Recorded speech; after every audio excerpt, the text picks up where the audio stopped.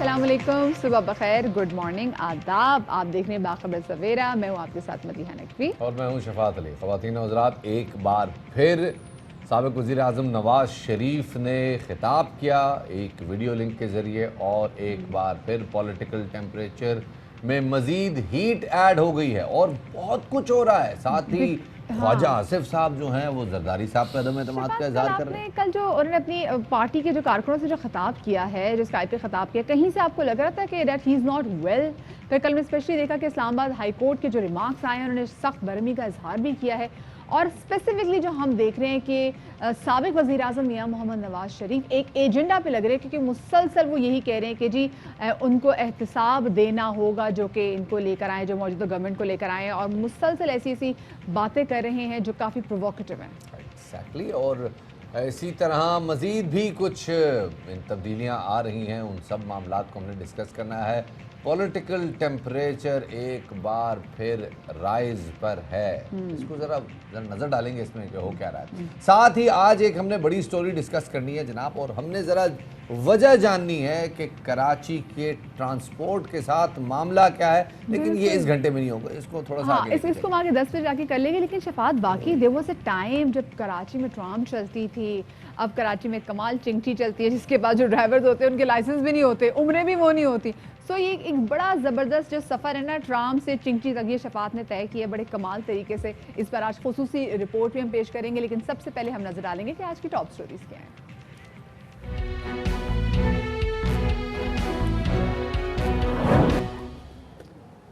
और बाखबर सवेरा के आगाज़ में सबसे पहले बात करेंगे हम साबिक़ वज़ीर आज़म मियां मोहम्मद नवाज शरीफ के उन बयानात के हवाले से जो कि मुल्क की सालमियत को मुसलसल नुकसान पहुंचा रहे हैं।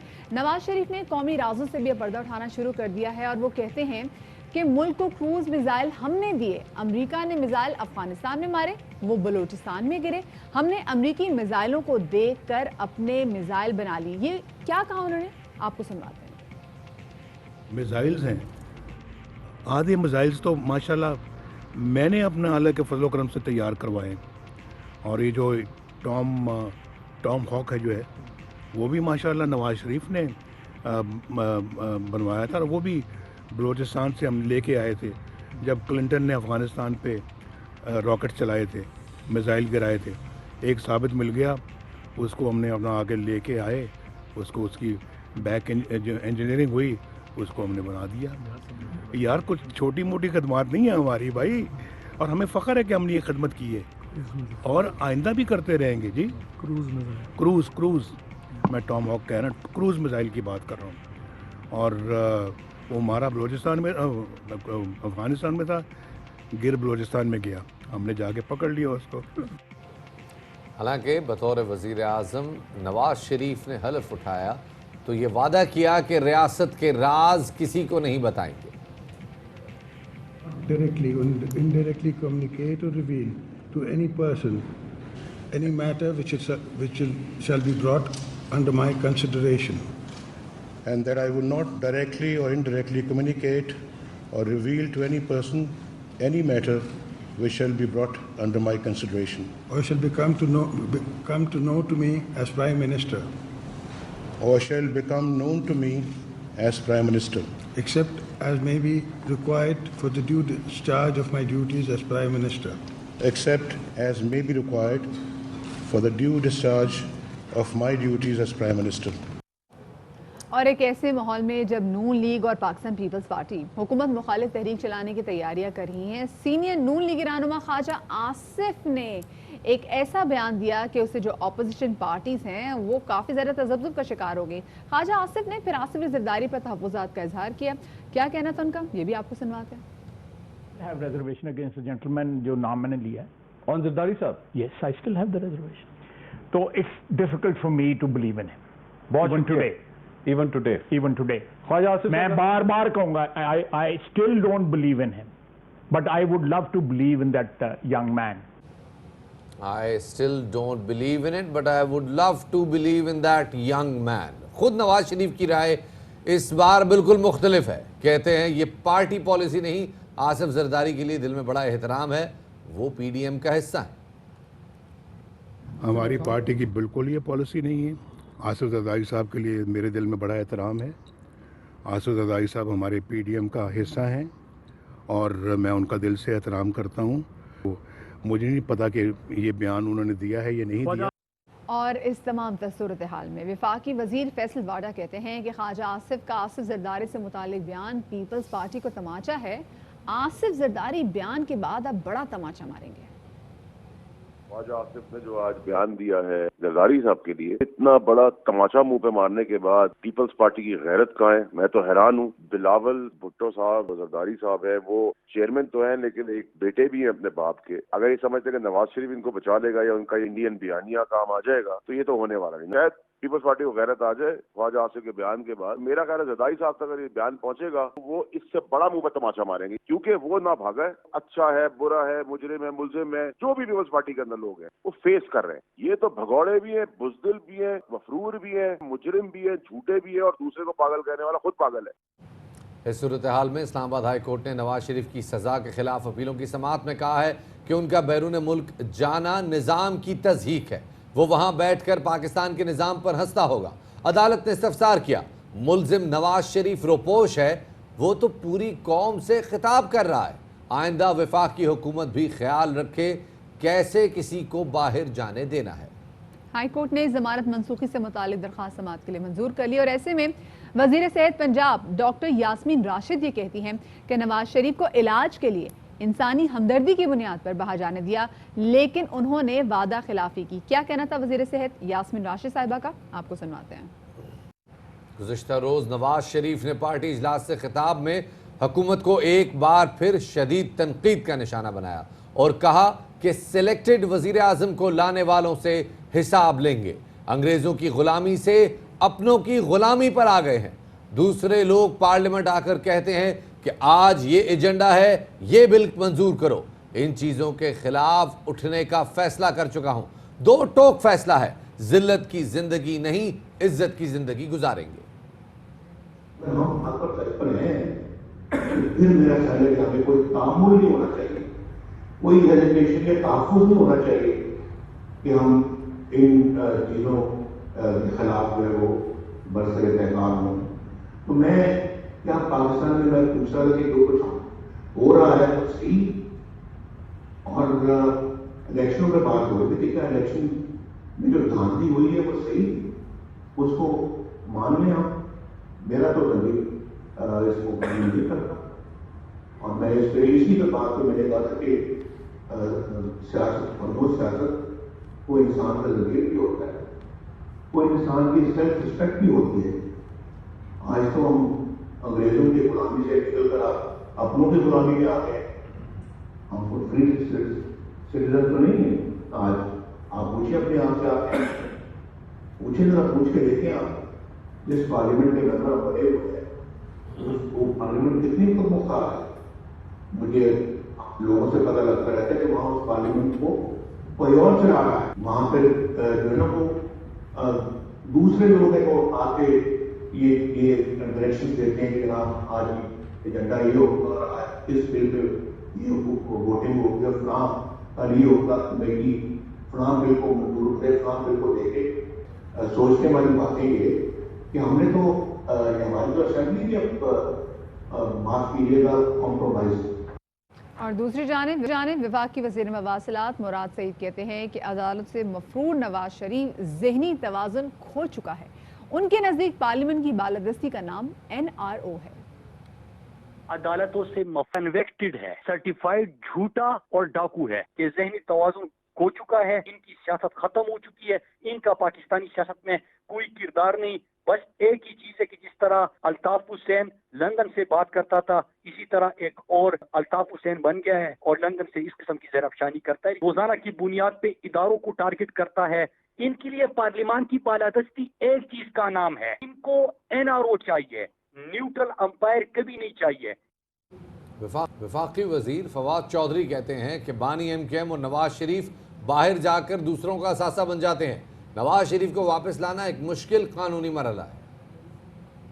शरीफ बाकायदा सारे सिस्टम को चकमा दे के रवाना हुए हैं। हुकूमत तो इसके ऊपर अब 2 प्रोसीडिंग्स हैं, एक तो एक्सट्रेडिशन की प्रोसीडिंग्स हैं जो कि अपना हुकूमत जो है वो करेगी। ये जो लोग होते हैं, नवाज शरीफ है, इससे पहले अल्ताफ हुसैन है, ये फिर जब बाहर जाते हैं ये उनका एसेट भी बन जाते हैं। अब अल्ताफ हुसैन को वापस नहीं ला सकते, हालांकि यूरोप के जो कवानीन हैं एड प्रीचिंग के ऊपर बड़े सख्त हैं, लेकिन वो तमाम कोशिशों के बावजूद वापस नहीं आ सके। इसमें कोई शुबा नहीं है कि नवाज शरीफ को वापस लाना जो है वो एक मुश्किल कानूनी अमल है। पीपल्स पार्टी का और PMLN का जो इत्तेहाद है वो है तो जाली इत्तेहाद है। ज़ाती एजेंडा जरदारी साहब का भी है, मैंने केसेस से जान छुड़ानी है।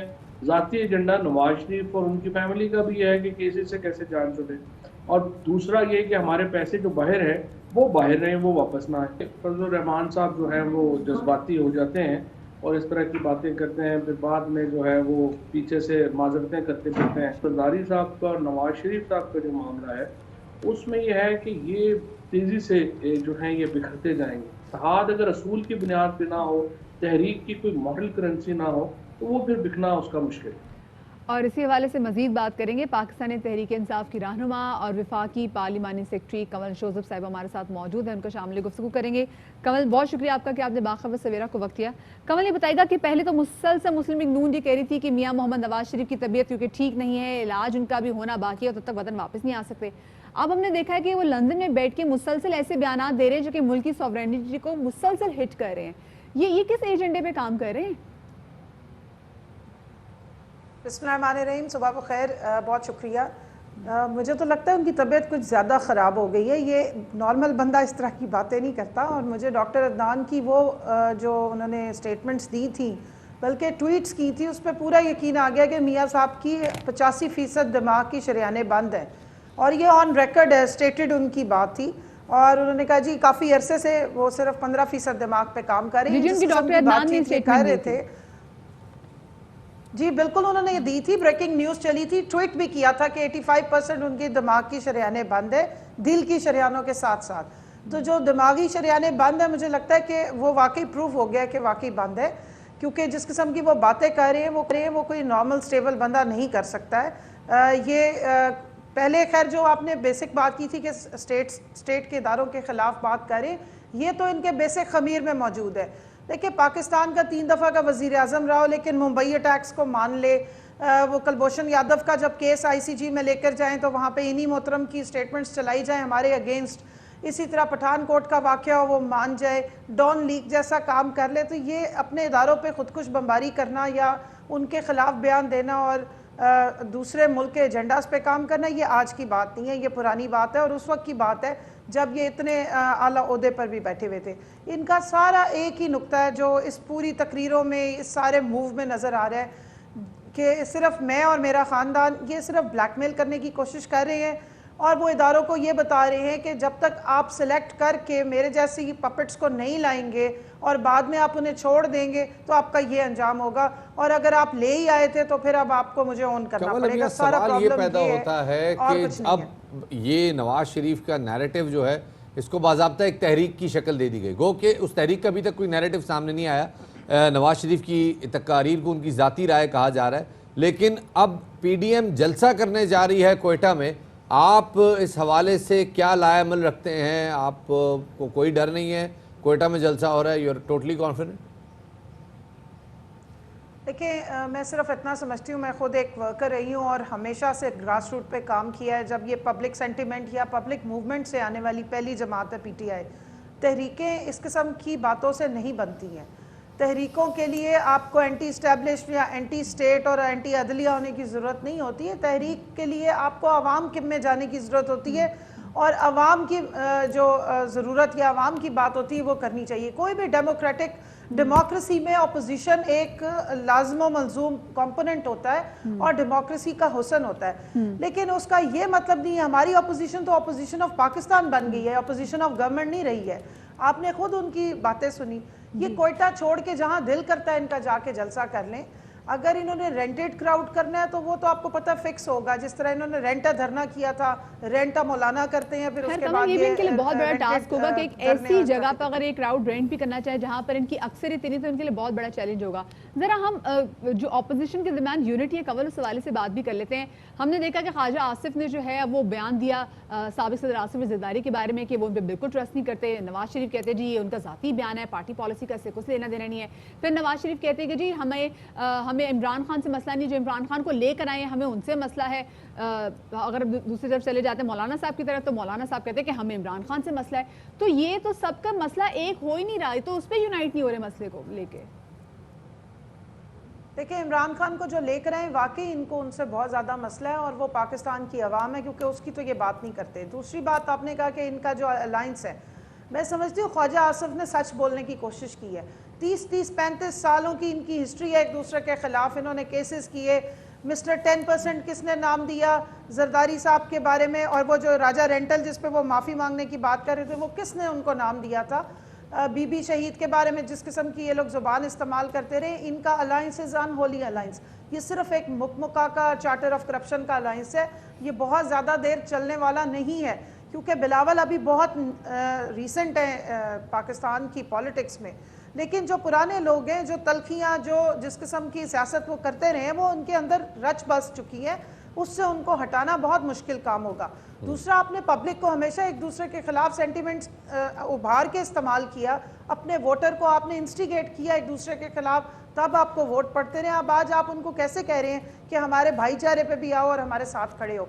तो ये ज्यादा देर नहीं चलेगा। बहुत शुक्रिया कवल शोजब रहनुमा पाकिस्तान तहरीक इंसाफ हमारे मौजूद थी।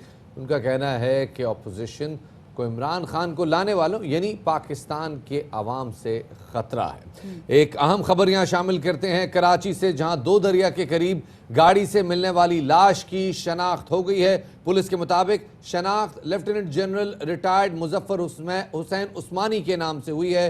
गाड़ी चलाते हुए हार्ट अटैक हुआ जिससे मौत हुई और पुलिस हुक्काम ने गाड़ी तहवील में लेकर लाश PNS शिफा मुंतकिल कर दी है।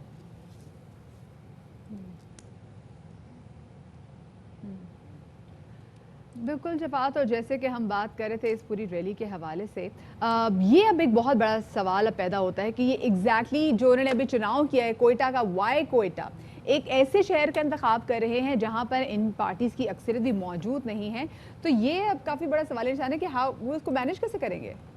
जनाब, मुख्तलिफ लोग इस पर मुख्तलिफ राय दे रहे हैं। हुकूमती हलकों से कुछ इंकशाफात हो रहे हैं। हसास तरीन सूबे में इदारों के खिलाफ बातें करके अपोजिशन क्या मकासद हासिल करना चाहती है। अपोजिशन की 2 बड़ी जमातों का वोट बैंक नहीं है, वहाँ से तहरीक शुरू करने के पीछे क्या मकासद हैं। मुखालफीन और तज्जियाकार अपनी अपनी राय देने लगे। यहाँ वक्त हो गया एक छोटे से ब्रेक का, हमारे साथ रहिएगा।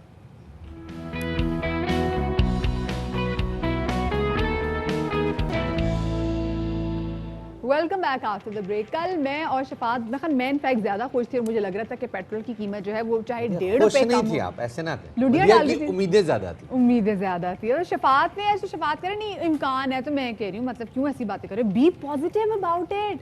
लेकिन गलत हो गया जी, मेरी उम्मीदें सारी टूट गई, क्योंकि पेट्रोल, मिट्टी का तेल और जो लाइट डीजल की जो कीमत है उसको बरकरार रखने का ऐलान कर दिया गया है। वजारत खजाना ने जो एलामिया भी इस हवाले से जारी कर दिया। हाई स्पीड डीजल की कीमत में 2 रुपये 40 पैसे कमी और नई कीमत अब 104 रुपये 6 पैसे फी लीटर हो गई है। नई कीमत का इतलाक 12 बजे से हो चुका है, तो यानी कि आप टेंशन नहीं लें, जिस कीमत पे फ्यूल था उसी कीमत पे फ्यूल रहेगा। लेकिन यूटिलिटी स्टोर्स पर चीनी, आटा और घी नायाब हो चुका है, उसकी करें आप। और वजह यह है जनाब कि यूटिलिटी स्टोर्स पर आटा, घी और चीनी के स्टॉक की किल्लत है और अवाम अब वही चीज़ें ओपन मार्केट से महंगे दामों खरीदने पर मजबूर हैं। बिल्कुल शफात, और यूटिलिटी स्टोर्स हुकाम ये कह रहे हैं कि ओपन मार्केट में चीनी, आटा और घी महंगा है और यूटिलिटी स्टोर्स पर ये अशिया सस्ती होने की वजह से उनकी दस्तियाबी में मुश्किलात हैं। लिहाजा अशिया की दस्तियाबी यकीनी बनाने के लिए इकदाम भी कर रहे हैं। और हुकाम ये कहते हैं कि ब्लैक में फ़रोख्त के बाइस भी स्टोर्स पर दस्तियाबी का मसला दरपेश है। और यूटिलिटी स्टोर्स पर चीनी की कीमत 68 रुपये फ़ी किलो, पैकेज के तहत आटे के 20 किलो थैले की कीमत 800 रुपये और पैकेज के तहत घी की फ़ी किलो जो कीमत है वो 170 रुपये है। तो शफात, ये अगर 68 रुपये में यूटिलिटी स्टोर्स में अगर मिल जाए तो खैर क्या ही बात है, इसीलिए मिलती, इसीलिए वहाँ पे मिलता दस्तयाब नहीं नहीं है, होती। इसीलिए तो मिलता ही नहीं है। और बिल्कुल। आने वाले महीनों में मुल्क में आटे की आपको पता है बुरहान का भी खतरा पैदा होगा। बात ये तो आपने और जो है वो टेंशन की बात दे दी है। मैं जो मतलब चीजें महंगी, और आटा तो सबसे ज्यादा जरूरी है भाई। मतलब चलो चीनी के बगैर गुजारा कर लेंगे, वो उस पे मतलब वुजरा ये भी बोल देंगे भाई शुगर हो जाती है, चीनी अवॉइड करें, आटे पे क्या करेंगे? अच्छा, कल रात ना मुझे मेरे अब्बू कह रहे थे, बेटा तू हर वक्त ऐसी होलनाक खबरें क्यों सुनाता है? मैंने कहा जी क्या करूं, खबर में खैर थोड़ी होती है। हाँ। खबर बनती है तब जब खैर ना हो। तो जनाब आटा आने वाले महीनों में बड़ा बहरान पैदा कर रहा है, मतलब आटा नापायद हो रहा है, ज़ाहिर है वो उसकी वजह से बहरान पैदा हो रहा है। और फ्लावर मिल एसोसिएशन ने आटे के बहरान की जिम्मेदारी जो है वो उन्होंने हुकूमत के सर सौंप दी। बिल्कुल शबाज, हुकूमत पर जिम्मेदारी भी ठहरा दी। और पंजाब के जो नौ मुंतखब चेयरमैन आसिम रजा ये कहते हैं कि इस वक्त मुल्क में 30 लाख टन गंदम की किल्लत है, जिसको पूरा करने के लिए निजी शोबा 15 लाख टन गंदम दरामद कर रहा है। ताहम बाकी की 15 लाख टन गंदम हुकूमत को खुद इम्पोर्ट करना होगी, और अगर ऐसा ना किया गया तो दिसंबर के बाद आटे बहरान की जिम्मेदारी फ्लावर मिल्स की नहीं होगी, बल्कि ये होगी हुकूमत की। और इसी वाले से बात करने के लिए हमारे साथ मौजूद हैं chairman flour mills association Abdur Rauf Mukhtar साहब, उनको शामिल गुफ्तगू करेंगे। अब्दुर्रऊफ साहब बहुत शुक्रिया बाखबर सवेरा को वक्त देने के लिए।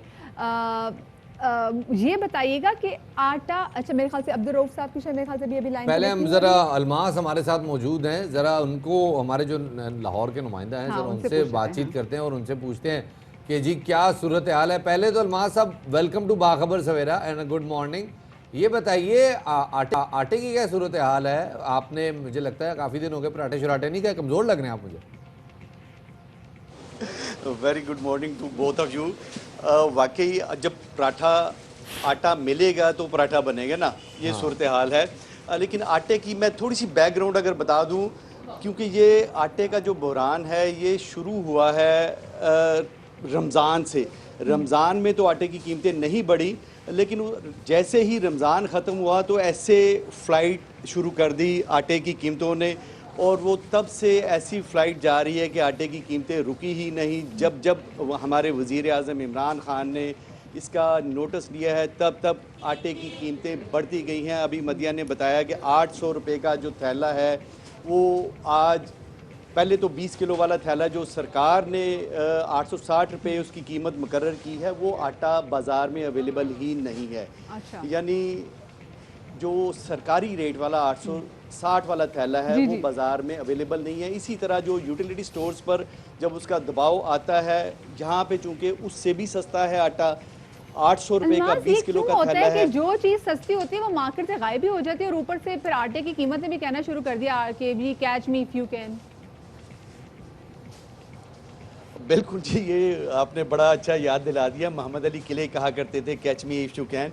ये आटा भी आजकल यही कह रहा है catch me if you can. आटा होगा तो कोई उसे पकड़ेगा ना, आटा है ही नहीं। जैसे ये हुकूमत की जो पॉलिसी है, आपने अभी बताया कि 30 लाख टन गंदम की जो किल्लत है उसको कैसे पूरा किया जाए।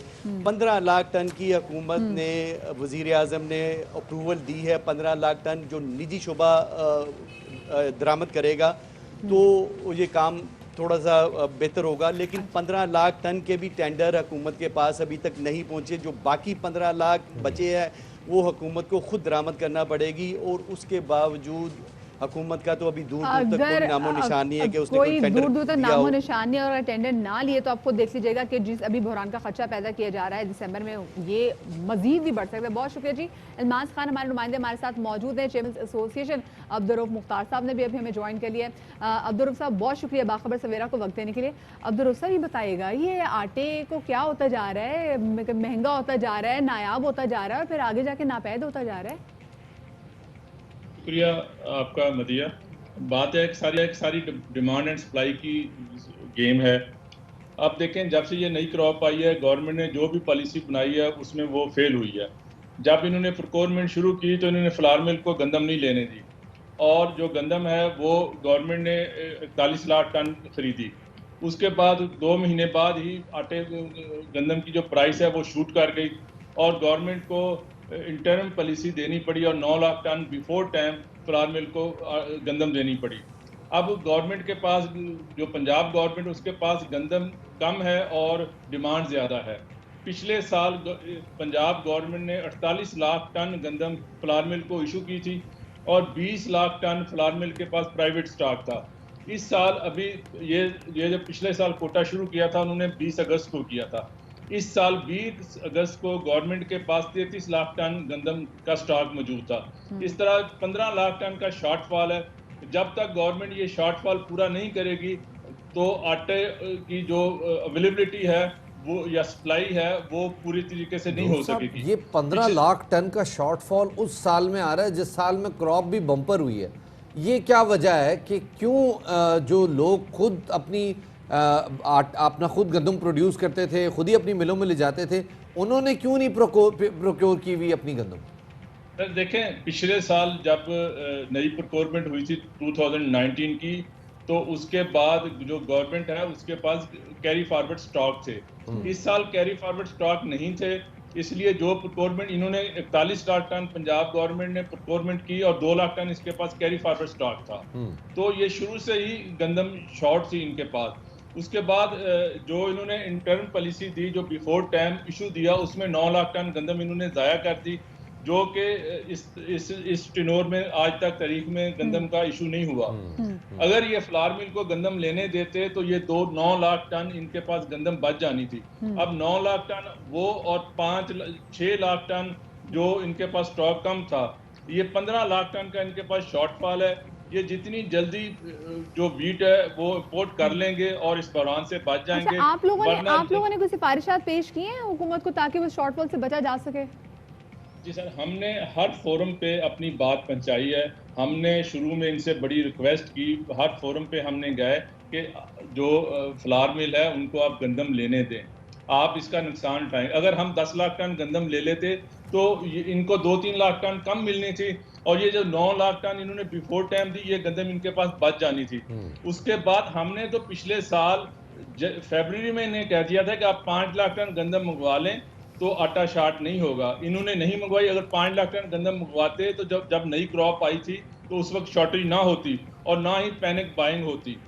अगर अब इन्होंने 25 लाख टन भी गंदम मंगवाएंगे तो ये बहरान सॉर्ट आउट नहीं होगा। ये बड़ी अजीबोगरीब सूरत हाल है और हम उम्मीद करते हैं कि अल्लाह करे कि इन टाइम इम्पोर्ट हो जाए और इन टाइम ये ख़तरा टल जाए, वरना गरीबों के लिए मुश्किलात ज़्यादा हो सकती हैं। बहुत बहुत शुक्रिया जी, चेयरमैन फ्लावर मिल एसोसिएशन हमारे साथ मौजूद थे अब्दुल रऊफ मुख्तार साहब। देखिए, ना सिर्फ गरीबों के लिए मुश्किलात होगी, बल्कि एक आटा एक ऐसी चीज़ है जो कि हर घर में चाहिए होता है। ये वो चीज़ नहीं है कि जी हम अवॉइड कर सकते हैं कि जी चले गए जी फलाना जो फल है बहुत महंगा आता है तो चलो हम नहीं ख़रीदते, हमें इसकी ज़रूरत भी नहीं है। बट ये आटे की तो हर घर में ज़रूरत है। तो अब ये देखना है कि इस हवाले से किया क्या जाएगा। खैर, अभी आपको एक अहम तरीन खबर से आगाह करते चलें कि नैब ने पाकिस्तान पीपल्स पार्टी के रहनुमा मखदूम अमीन फ़हीम मरहूम के साहबजादे मखदूम हबीबुल्लाह को कराची से गिरफ्तार कर लिया है। और नैब का कहना है कि मखदूम हबीबुल्लाह ने बतौर तालुका नाज़िम साबका ट्रेजरी अफसर हैदराबाद मुश्ताक शेख से मिली भगत करके करप्शन की। हमारे नुमाइंदे अब्दुल गफ्फार इस हवाले से हमारे साथ मौजूद हैं। जी मैं यहाँ आपको बताता चलूँ कि जो आपका मरहूम मखदूम अमीन फ़हीम के साहबजादे और तहलका म्यूनसिपल कम्युनिटी के जो सबका नाज़िम थे मखदूम हबीबुल्लाह को गुज़श्ता रात को जो है जो नेब ने जो उनको जो है बहरिया टाउन कराची से गिरफ्तार कर लिया है। गिरफ्तार करने के बाद उन्हें जो है तशवीश के लिए अपने तहवील में ले लिया है। उस अमल के बाद जो है यहाँ में हाला और समेत तो दीगर इलाकों में जो है सरवरी जमात के मुनीतों में जो शदीद जो लहर है। जब सरवरी जमात के जो रहनुमा मोहम्मद बच्चन मुगल से रब्ता किया गया तो उन्होंने कहा कि ये सिर्फ और सिर्फ मखदूम खानदान को बदनाम करने की साजिश की गई है और सियासी दबाव डालने के लिए। दूसरी जानब नेब का ये कहना है कि मखदूम हबीबुल्लाह पे जो है तहलका नाज़िम के दौर में जो है उनको काफ़ी मतलब जो नोटिस जारी किए गए थे पेश होने के, और उन पे जो है करोड़ों रुपए लागत की जो है गबन का इल्ज़ाम है। जो साबका ट्रेजरी ऑफिसर मुश्ताक शेख जो है अभी भी जो है नेब के हाथों गिरफ्तार है, उस पर काफ़ी सारे मुकदमे करोड़ों रुपए लागत के, उनके ही जो है दरख्वास्त पे जो है तस्वीर में लाया गया है और उनके बार बार पेश न होने की वजह से आज उनको गिरफ्तार कर लिया गया है। बहुत बहुत शुक्रिया जी। अब्दुल गफ्फार नुमाइंदा मटियारी हमारे साथ मौजूद थे, बता रहे थे कि नैब ने मखदूम अमीन फ़हीम मरहूम के साहबजादे मखदूम हबीबुल्लाह को गिरफ्तार कर लिया है। और अब ऐसा लग रहा है शफात कि जो कोरोना का जो ख़तरा है वो एक बार फिर से जो है वो मंडलाने लग गया है। और कल स्पेसिफिकली जो NCOC के जो फैक्ट्स एंड फिगर्स सामने आए हैं, इस तमाम से जो नई अब डेवलपमेंट होती जा रही है, जो नए केसेस सामने आए, तो कराची में लग रहा है बहुत मसला होने वाला है, क्योंकि मुल्क में कल 747 केसेस आए सामने, जिनमें से सिर्फ 365 ही शफात कराची से थे। जी जनाब, और मुझे यहाँ पे फवाद चौधरी साहब की बात याद आ रही है, क्योंकि वजारत साइंस एंड टेक्नोलॉजी ने पहले प्रेडिक्शन की थी कि जून में पीक आएगी, वो जून में पीक आई। NCOC हालांकि कह रही थी कि जुलाई और अगस्त में पीक आएगी, जो कि अल्हम्दुलिल्लाह नहीं आई। और जब उन्होंने कहा कि नवंबर में पीक आएगी, तो लगता यह है कि अब उस पीक का रिदम बनना शुरू हो गया है। कराची में इंतज़ामिया की जानिब से कोरोना वबा से बचाव के लिए सख्त एक्शन लिया जा रहा है। शहर में SOPs पर अमल न करने वाले रेस्टोरेंट्स फौरी तौर पर सील कर दिए गए हैं। बिल्कुल शफात, कल क्लिफ्टन में भी दुआ चौरंगी पर तकरीबन 9 जो रेस्टोरेंट्स हैं उनको सील कर दिया गया है। और साथ में अब ये भी फैसला किया जा रहा है कि जिन जिन इलाकों से केसेस सामने आ रहे हैं वहाँ पर माइक्रो स्मार्ट जो है वो लॉकडाउन वो करवाया जाएगा। क्या वजह बन रही है कि ये जो केसेस हैं इतनी एहतियाती तदाबीर के बाद भी बढ़े, ये जानेंगे। प्रोफेसर डॉक्टर आमिर जाफरी साहब हमारे साथ मौजूद हैं। डॉक्टर साहब बहुत शुक्रिया बाखबर सवेरा को वक्त देने के लिए। डॉक्टर साहब, मुल्क के 50% जो केसेज हैं वो तो कराची में रिपोर्ट हो रहे हैं, किस कदर तशवीशनाक बात है कराची के लिए? कराची की तशवीशनाक बात है ये, क्योंकि हमारी कंट्रीब्यूशन इस नंबर से बहुत ज़्यादा है, और उसकी एक वजह तो यही है डेंसिटी ऑफ पॉपुलेशन जो कराची शहर में है वो किसी और शहर में नहीं। बिल्कुल। तो तादाद बहुत ज़्यादा है लोगों की, और एहतियात की तदाबीर आपको खुद मालूम है कि बिल्कुल नहीं की जा रही। अच्छा ये बताइएगा कि अब आप क्या देखते हैं, ये जो आदाद शुमार आए हैं तशवीशनाक हैं, या अभी भी आपको लगता है कि सूरत हाल अंडर कंट्रोल? देखिए, मैं समझता हूँ कि इस वक्त तक चीज़ें बुरी नहीं है, कंट्रोल में है, और कंट्रोल में मजीद लाई जा सकती हैं। ये हमारे पास एक विंडो पीरियड है कंसोलिडेट करने का। जो हमारे गेन्स है ना, हमारे नंबर दुनिया भर में आप देखें, हमारे नेबर्स में देखें, बहुत बहुत बेहतर हैं, अभी भी बहुत बेहतर हैं, और उनको बेहतर रखने के लिए कुछ तदाबीर करनी पड़ेंगी, जो कि कोई खास कॉम्प्लिकेटेड भी नहीं है, और वो आम आदमी कर सकता है, हुकूमत भी कर सकती है। हम सबको मिलकर करनी होंगी ये चीज़ें, और इट्स नॉट रॉकेट साइंस, ये की जा सकती है। तो जाफरी साहब, कैसे ये कंट्रोल कैसे किया जा सकता है? आपने बिल्कुल सही बात की। अब हम भी अपने आसपास देख रहे हैं कि जो पहले लोग मास्क का बहुत इस्तेमाल करते थे वो नहीं कर रहे, सैनिटाइजर्स का इस्तेमाल नहीं कर रहे, तो वो भी रीज़न बनती है। लेकिन और बड़ी से क्या वजह हो सकती है जो केसेस एकदम बढ़ना शुरू हो गए ऐसे?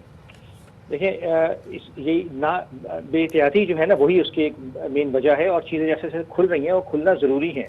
एजुकेशन इंस्टीट्यूशन भी खुलना ज़रूरी है, बाजार खुलना ज़रूरी है, सब कुछ बिजनेस खुलना ज़रूरी है, मगर उसके साथ ये तो अपनी जिम्मेदारी हम सब की है शहरियों की कि हम उसको तदाबीर को इख्तियार करें। और कोई इतनी मुश्किल तदाबीर नहीं है, ये डिस्टेंसिंग मुश्किल नहीं है, मास्क पहनना मुश्किल नहीं है, मगर आप खुद देख रहे हैं अब हमको खुद ये इन्फोर्स करने के लिए गवर्नमेंट नहीं, खुद हमको करने पड़ेगा। अगर आप लिफ्ट में जा रही हैं और लिफ्ट के अंदर 3 लोग हैं और चौथा साहब जो तशरीफ लाते हैं वो बगैर मास्क के, आप उनसे कहिए आप बाहर निकल जाइए, तमीज से कहिए बाहर निकल जाए, वो नहीं निकलते तो हम सब निकल जाते, ताकि उनको समझ में आए कि कोई गलत काम कर रहे हैं। इन्फोर्स करना हम सबका खुद फर्ज है। सही।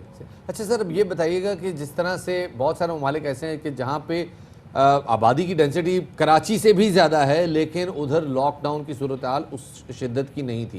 हांगकांग, ताइवान की मिसाल ली जा सकती है, सिंगापुर की मिसाल ली जा सकती है, वहाँ पे लॉकडाउन की शिद्दत इतनी ज़्यादा नहीं थी, उन्होंने अपने मामूलात ज़िंदगी बहाल रखे। क्या हमें भी डरने की ज़रूरत है कि ऐसा ना हो कि अगर हम हालात काबू में ना रखें, एहतियात ना करें, तो हमें भी सख्त लॉकडाउन की तरफ जाना पड़े?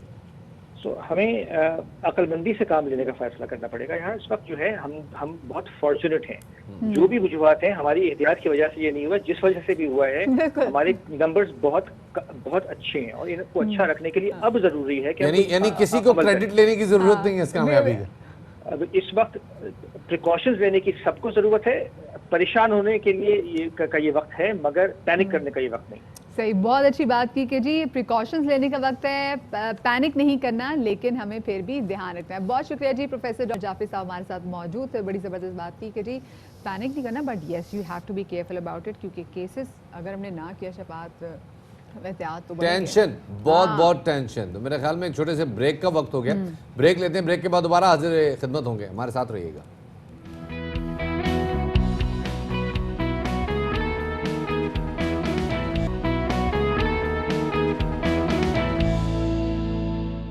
ब्रेक के बाद खुश आमदीद कहते हैं आपको बाखबर सवेरा में। मदिया, हुआ ये है कि रिजल्ट्स आ गए हैं इम्तिहानात के, और इंडक्शन शुरू हो गई है। yes. और बहुत सारे लोग कह रहे हैं सर हम क्या करें। वो कल भी इनफैक्ट एक शो के बाद एक साहब का फ़ोन आया, उन्होंने कहा सर 3 मेरिट लिस्टों में नाम आ गया, मैं कहाँ जाऊँ, मैं मास कॉम जाना चाहता हूँ, मैं यहाँ जाना चाहता हूँ, मैं ACCA करना चाहता हूँ, मैं CA करना चाहता हूँ। तो जनाब आज हम आपके सामने वैसे जब आप ACCA और CA जो करने वाले, मतलब मैथ्स को में फिर लगता है कि आगे नौकरियां नहीं, बट जो लोग ACCA कर लेते हैं या लोग जो CA करते हैं, they have a very very bright future. ये तो ACCA वाले जो हमारे नाजरीन है ना, वो ज़रा थोड़े से आगे आ जाए। हम आपके साथ कुछ चीज़ें शेयर करने लगे हैं, क्योंकि अब जैसे जैसे इकोनॉमी में एक्टिविटी होती जा रही है, जैसे जैसे बैंकिंग इंडस्ट्री डेवलप कर रही है, जैसे जैसे लोगों का की डिपेंडेंसी जो है वो मशीन पे आती जा रही है, उसके साथ साथ ही ACCA की डिमांड भी बढ़ती जा रही है। हमारे साथ मौजूद हैं साजिद असलम जो कि हेड हैं ACCA एसोसिएशन पाकिस्तान की। अस्सलाम वालेकुम। अस्सलाम वालेकुम सर, कैसे हैं आप? ठीक ठाक हैं? अल्लाह का सर पहले तो ये बताइए, बहुत सारे यंगस्टर्स हमें इस वक्त देख भी रहे हैं और यूनिवर्सिटीज़ में और अकेडमीज़ में दाखिले की बातें भी हो रही हैं, अगर वो ACCA में जाते हैं, पहले तो बताइए करियर प्रॉमिसिंग है उनके लिए? आई थिंक अगर आप अब the way the world is evolving और जिस तरह हम कहते हैं बड़ा डाटा ड्रिवन डिसीजन मेकिंग है, तो अब तो अगर आप सप्लाई चेन और डिजिटल मार्केटिंग की भी बात करते हैं तो you will find accountants really flourishing there. और अगर आप ACCA का कोर्सवेयर इस वक्त उठा के देखें तो उसमें आप मशीन लर्निंग की भी बात कर रहे होते हैं, आप डाटा एनालिसिस की भी बात कर रहे होते हैं, आप AI की भी बात कर रहे होते हैं। सो अब अकाउंटिंग जो है या अकाउंटिंग या finance is becoming a fundamental skill set किसी भी फील्ड के लिए। डॉक्टर इंजीनियर जैसे हम एक ज़माने में कहते थे ना, किसी डॉक्टर इंजीनियर, तो मेरे ख्याल में अब वो शायद थोड़े पीछे आ रहे हैं और अकाउंट्स एंड फाइनेंस जो है ये ज़रा ज़्यादा तरक्की पड़ रही है। तासुर दुरुस्त है?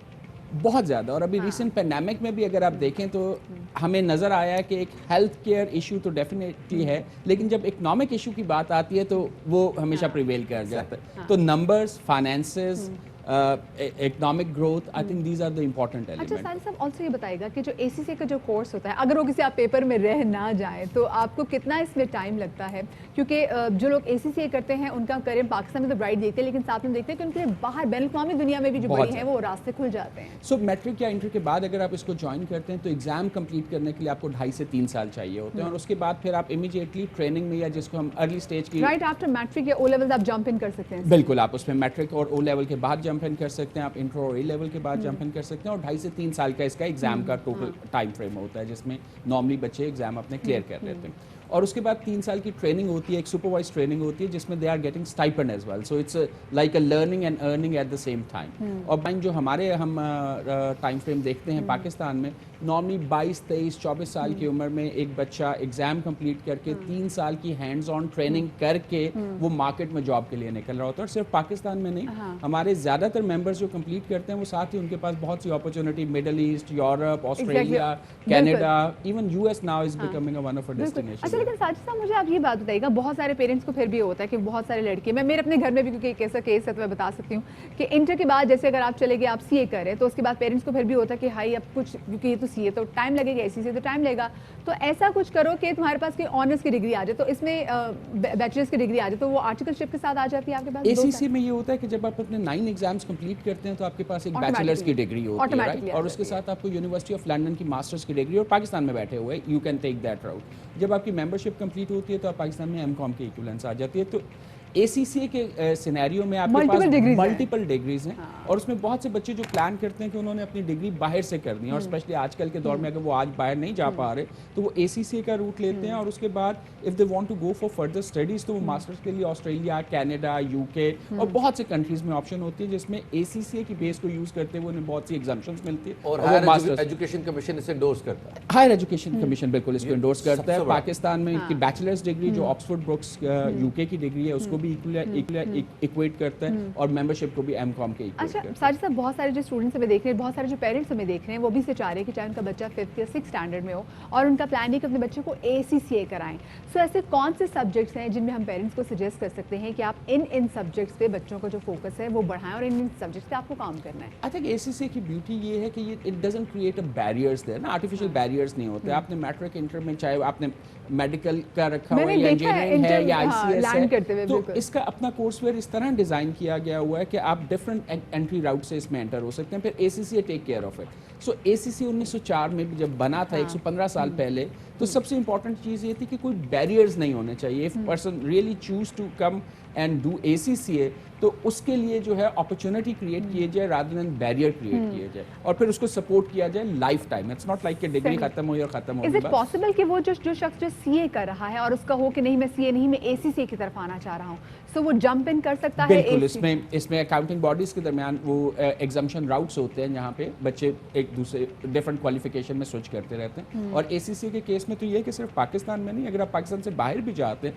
जैसे ऑस्ट्रेलिया में जैसे ही आप लैंड करते हैं विद अ वर्क परमिट, आप CA ANZ के इक्विवेलेंट हो जाते हैं, और फिर इसी तरह मास्टर्स जो देखने वाले नाजरीन हैं, वालिदैन हैं खास तौर पे, उनके लिए बताइएगा कि ACCA करने के बाद कौन कौन से सेक्टर्स में आपके लिए जॉब अपॉर्चुनिटीज क्रिएट होती हैं? आई थिंक ये बड़ा रेलिवेंट क्वेश्चन है। ACCA एक तो फंडामेंटली फाइनेंसिंग की तो हम बात कर ही रहे हैं, हम एडवाइजरी की, टैक्स एडवाइजरी की बात करें पाकिस्तान से बाहर, लेकिन अब जो एरियाज नए इवॉल्व हुए हैं उसमें कमर्शियल फाइनेंस का बात हो रही है, फिनटेक की बात हो रही है, फाइनेंस एंड टेक्नोलॉजी के मिक्सचर की बात हो रही है, AI की बात हो रही है, सप्लाई चेन की बात हो रही है, मार्केटिंग साइड पे हर भी जा इंडस्ट्री की रिक्वायरमेंट, हर इंडस्ट्री की फंडामेंटल रिक्वायरमेंट है, उनको ये यानी talent आपके पास चाहिए ही ACCA चाहिए। इंजीनियरिंग या मेडिकल करने की तरह, जिस तरह आप एक बंद गली में चले जाते हैं उन तमाम मेडिकल और इंजीनियरिंग करने वाले नाज़रीन से माजरत के साथ, लेकिन ACCA करने के बाद आपके पास अपॉर्चुनिटीज वेरिएबल होते हैं, बहुत ज़्यादा अपॉर्चुनिटीज़ हैं। इसके स्कोप जो है वो तकरीबन हर फंक्शन जो किसी भी एक बिजनेस में आप देख सकते हैं उसमें अप्लाई होता है, और top of it people get their own business opportunity as well. वो स्टार्टअप्स में भी जा रहे हैं और वो अपने बिजनेस में एक बड़ा इंपॉर्टेंट सवाल है मेरे ख्याल में, कोई उम्र की सीमा होती है इसमें? मतलब फर्ज करें आपसे बात करके मेरा दिल करे कि मैं भी ACCA कर ही लेती हूँ, so is there any age limited कि नहीं जरूरी है कि आप मैट्रिक या इंटर के बाद ही इसमें नहीं, कर सकते इसमें हैं? बल्कि बहुत से लोग लेट स्टेज पे भी कैरियर अपना डिसाइड करते हैं। बहुत से लोगों ने डिग्री प्रोग्राम किया होता है या उन्होंने ग्रेजुएशन की हुआ है, तो उसके लिए भी एंट्री रूट्स हैं और उसके नंबर ऑफ एग्जाम्स कम होते चले जाते हैं। सो अगर आप मैट्रिक या इंटर के बाद शुरू करते हैं तो आप 2.5 से 3 साल में कर रहे होते हैं। अगर आप मास्टर्स के बाद चूज़ करते हैं या अंडरग्रेड के बाद चूज़ करते हैं तो उसमें शायद आप 6 से 7 papers depending on your degree 6 से 7 एग्जाम दे के आप प्रोफेशनल स्टेज से इसमें एंट्री ले सकते हैं। और अगेन फिर ये क्योंकि लाइसेंस रजीम्स हैं, आपके पास अपने बिजनेसेस, अपनी एडवाइजरी, जिस तरह का भी बिजनेस आप करना चाहें या जॉब मार्केट में जाना चाहें, दोनों अपॉर्चुनिटीज बहुत ज़्यादा है। That's interesting. एनीथिंग स्पेसिफिक जो आप ACCA में आने वालों को कहना चाहें, उनको मशवरा देना चाहें? मेरा ख्याल है ये बहुत एक रिवॉर्डिंग कैरियर है और I gone through that journey. मैं अपने बच्चों के लिए भी यही प्लान कर रहा हूँ, although they are in fashion designing, they are doing their own business, but उनका भी प्लान यही है कि they are 15-16 and they are planning कि उन्होंने आगे ACCA की साइड पे जाना है। मैं ख्याल है जो बच्चे इस पर थोड़ी सी भी मेहनत करते हैं, hard work, you can't deny that one, कोई भी काम आप करेंगे हार्ड वर्क चाहिए, लेकिन इसमें किया हुआ वो 2 से 3 साल का जो हार्ड वर्क है वो आपको बहुत ज़्यादा एक तासुर है। जो हमारे ओल्ड स्कूल लोग हैं, जो पुरानी ज़हनी तरफ, वो कहते हैं जितनी आपकी बड़ी डिग्री होती है ना उतनी आप एग्जीक्यूटिव पोजीशन पे जा सकते हैं, और लोग इस चीज़ को परस्यू करते हैं कि अपनी मास्टर्स की डिग्री कम से कम रख के उसके बाद वो फील्ड में आते हैं।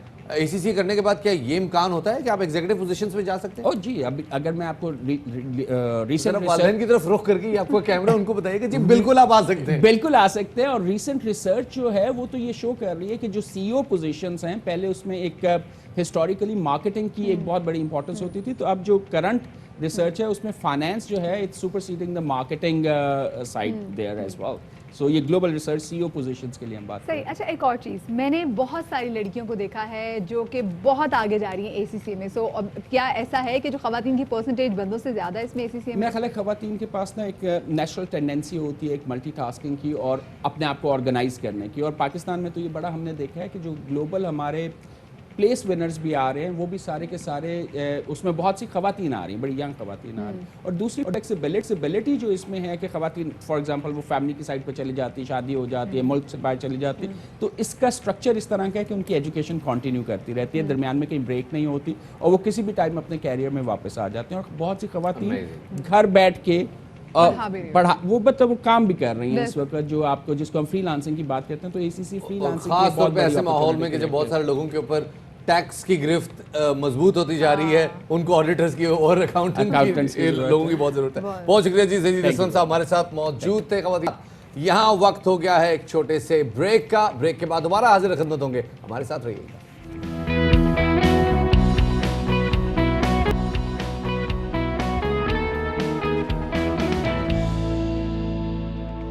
ब्रेक के बाद खुशामदीद कहते हैं आपको बाखबर सवेरा के राउंड 2 में, और इस घंटे में हम नज़र डालेंगे कराची की ट्रांसपोर्ट की कहानी पर।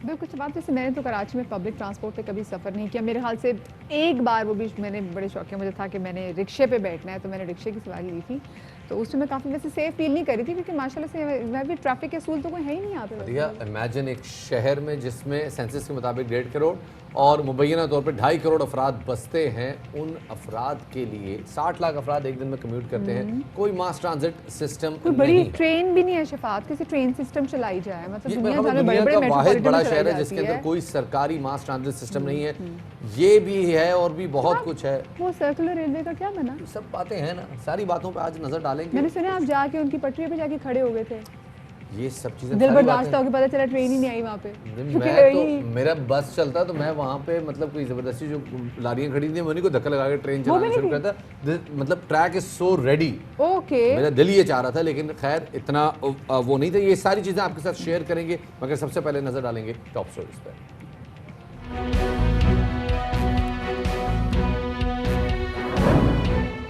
आज शो में आपको कराची की पब्लिक ट्रांसपोर्ट के ज़माने रूद से जवाल तक की कहानी सुनाएंगे। मुल्क के मुआशी हब में रहने वाले करोड़ों टैक्स पेयर्स कई रिहाइयों से सस्ती और बाइज्जत सवारी के लिए तरस रहे हैं। दावों का क्या हुआ, वादे वफा क्यों ना हुए, कौन कौन जिम्मेदार है, इन सवालों के जवाब तलाश करने की कोशिश करेंगे।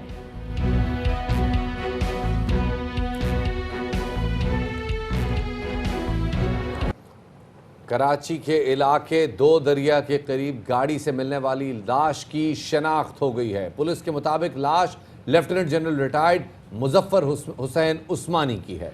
उन्हें गाड़ी चलाते हुए दिल का दौरा पड़ा जिसके बायस मौत वाक़ई हुई। इसी हवाले से मजीद तफसीलात जानेंगे, हमारे नुमाइंदे नज़ीर शाह हमारे साथ मौजूद है। नज़ीर, इस वाक़े के बारे में अपडेट्स दीजिएगा प्लीज़। बिल्कुल देखें, ये रात तकरीबन 12:30 बजे सीयू से कार से एक शख्स की लाश मिली थी और मिलने वाली लाश हसास इदारे के रिटायर अफसर की है। पुलिस का ये कहना है कि इस लाश की शनाख्त जनरल रिटायर मुजफ्फर हुसैन उस्मानी के नाम से हुई है और इब्तदाई मालूमात के मुताबिक गाड़ी चलाते हुए हार्ट अटैक हुआ और गाड़ी सड़क किनारे पर खड़ी हुई स्टार्ट हालत में मिली, जिसके बाद पुलिस ने वहाँ पहुँचकर गाड़ी से लाश निकालकर फौरी तौर पर रेस्क्यू इदारे को तलब किया और PNS शिफा मुंतकिल किया। पुलिस का ये कहना है कि इस हवाले से मजीद तहकीकात जारी है। जी, ये मजीद बताइएगा, ये कितने बजे से गाड़ी वहां मौजूद थी और कितने बजे गाड़ी में से ये लाश बरामद हुई? देखिए, रात 12:30 बजे का ये वाकया है और जब वहां पर पुलिस पहुंची है तो ये गाड़ी मजदा कार थी और उसमें ये बताया गया कि ये इसके अंदर स्टार्ट हालत में मौजूद थी और डिफेंस फेज 8 शजर की जानिब स्ट्रीट नंबर 25 और 26 से ये जो है गाड़ी मिली है, जबकि इनकी रिहाइश बताई जा रही है कि डिफेंस फेज 4 की थी और 75 साल इनकी उम्र थी। और पुलिस का ये कहना है कि इब्तदाई तौर पर ये हार्ट अटैक का ही वाकया मालूम होता है क्योंकि उनकी उम्र भी ज्यादा थी और जब उनकी लाश को PNS शिफा मुंतकिल किया गया जहां पर उनके हवाले से मेडिकल रिपोर्ट तैयार की जाएगी। अच्छा नज़ीर, इतनी हाई प्रोफाइल पर्सनालिटी थी lieutenant general retired Muzaffar Hussain Usmani साहब, deputy army chief of staff भी रहे हैं। त्यारा साजिश केस में lieutenant general retired Muzaffar Hussain Usmani को कोर कमांडर कराची थे और जनरल परवेज मुशर्रफ के भी जो तैयारा कराची में उतारने के लिए उन्होंने एयरपोर्ट का कंट्रोल संभाला था। ये बताएगा कि वो अकेले ट्रैवल कर रहे थे, उनके साथ कोई गार्ड मौजूद नहीं था, उनके साथ कोई ड्राइवर मौजूद नहीं था उस वक्त? देखें, ये पुलिस का ये कहना है कि ये अकेले गाड़ी में मौजूद थे, ड्राइविंग सीट पर थे और अकेले थे। चूंकि डिफेंस के ज्यादातर रिहायशी जो उस इतराफ में रहते हैं, हाई प्रोफाइल लोग भी वहां पर रहते हैं जिनमें पुलिस के और दीगर इदारों के अफसरान और इस तरह के अफराद रहते हैं, तो वो रात गए चहलकदमी के लिए या बाहर निकलने के लिए इस तरीके से जाते हैं, तो मुमकिन तौर पर ये घर से जो डिफेंस फोर्स से करीब जिस जगह पे, जिस इलाके की बात हो रही है दो दरिया पे, वहां पे बेतहाशा वेले होते हैं, काफी ज्यादा लोगों का आना जाना रहता है उस इलाके में मौजूद रेस्टोरेंट्स की वजह से। तो क्या किसी का शक नहीं गया, क्या किसी को मशकूक नहीं नजर आया ये मामला कि एक गाड़ी के अंदर एक साहब जो हैं वो मौजूद हैं और गाड़ी मूव नहीं कर रही? देखिए, बिल्कुल शहरी की जानिब से ही इस तरीके की इतला बताई गई थी और पुलिस चूंकि मुसलसल गश्त पर होती है, तो जब पुलिस पहुंची तो उनको शक हुआ कि गाड़ी में कोई इस तरह का मामला है जैसे वो शायद हरकत नहीं कर रहा, जिसके बाद पुलिस ने बाकायदा वहां पहुंचकर गाड़ी को खोला और उसके अंदर जब उनको पता चला कि क्योंकि फौरी तौर पर शनाख्त नहीं हुई थी, शनाख्त बिल्कुल सुबह तकरीबन 7 बजे जाकर शनाख्त हुई है, जिसके बाद पुलिस ने बताया कि जिस शख्स की लाश मिली है वो गाड़ी रात 12:30 बजे से वहां मौजूद थी।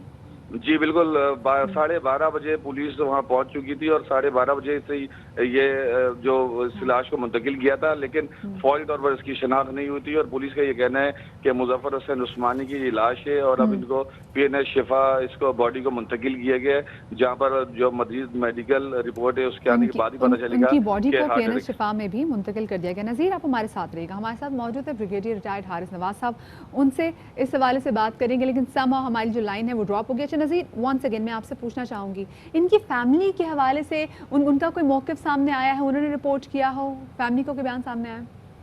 देखिए, फैमिली से तो बात नहीं हो सकी क्योंकि इस तरीके के डेथ की जो केसेस हैं रोजाना रिपोर्ट होते हैं तो हम पुलिस से कंफर्म करते हैं। तो हमारे जो आला हुकाम है पुलिस की, उनसे बात हुई थी, जिसके बाद उन्होंने बाकायदा इस बात की तस्दीक की। गाड़ी का बताया कि मजदा कार थी जिसके अंदर ये टच मिली थी। फौरी तौर पर जब किसी भी शख्स की बॉडी इस तरह चलते हुए हार्ट अटैक में मिलती है तो उसके बारे में उसकी मजीद जो तहकीकात है वो की बहुत जाती है। शुक्रिया नज़ीर शाह सारे मामले में तफसीलात से आगाह करने का। Lieutenant general retired Muzaffar Hussain Usmani, जो कि मुशर्रफ दौर में इंतहाई अहम ओहदों पर फाइज रहे, deputy chief of army staff भी रहे, उनकी लाश एक गाड़ी से बरामद हुई है।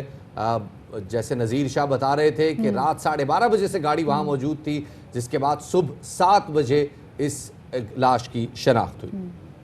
और अब ज़रा हम लाहौर के हवाले से बात करेंगे। जड़ावाला रोड पर लड़की से इज्तिमाई ज़्यादती के वाक़े में के हवाले से अपडेट्स हैं कि बस ख़राब होने पर सड़क पर खड़ी खातून से 6 अफराद ने इज्तिमाई ज़्यादती की और पुलिस का कहना है कि कार सवार अफराद ने खातून को लिफ्ट के बहाने बिठाया और ज़बरदस्ती नशा पिलाकर ज़्यादती का निशाना बनाया लड़की को। इसी हवाले से मज़ीद तफसीलात जानेंगे, हमारे नुमाइंदे बाबर खान हमारे साथ मौजूद है। जी बाबर।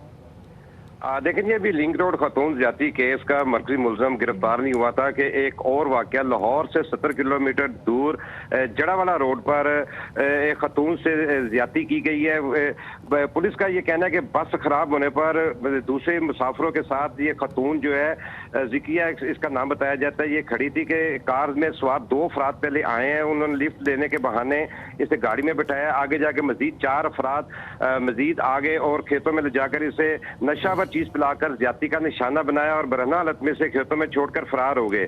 सितम ज़रफ़ी यह है कि पुलिस ने 24 सितंबर को यह वाकया पेश आया था। 5 दिन बाद पुलिस ने मुकदमा दर्ज किया है और वही जो पुलिस का दावा पुराना होता है पंजाब पुलिस का कि जी मुलजमों को बहुत जल्द गिरफ्तार कर लिया जाएगा। 5 दिन पुलिस को क्या मसला था? ये 5 दिन पुलिस ने मुकदमा क्यों नहीं दर्ज किया इस हवाले से?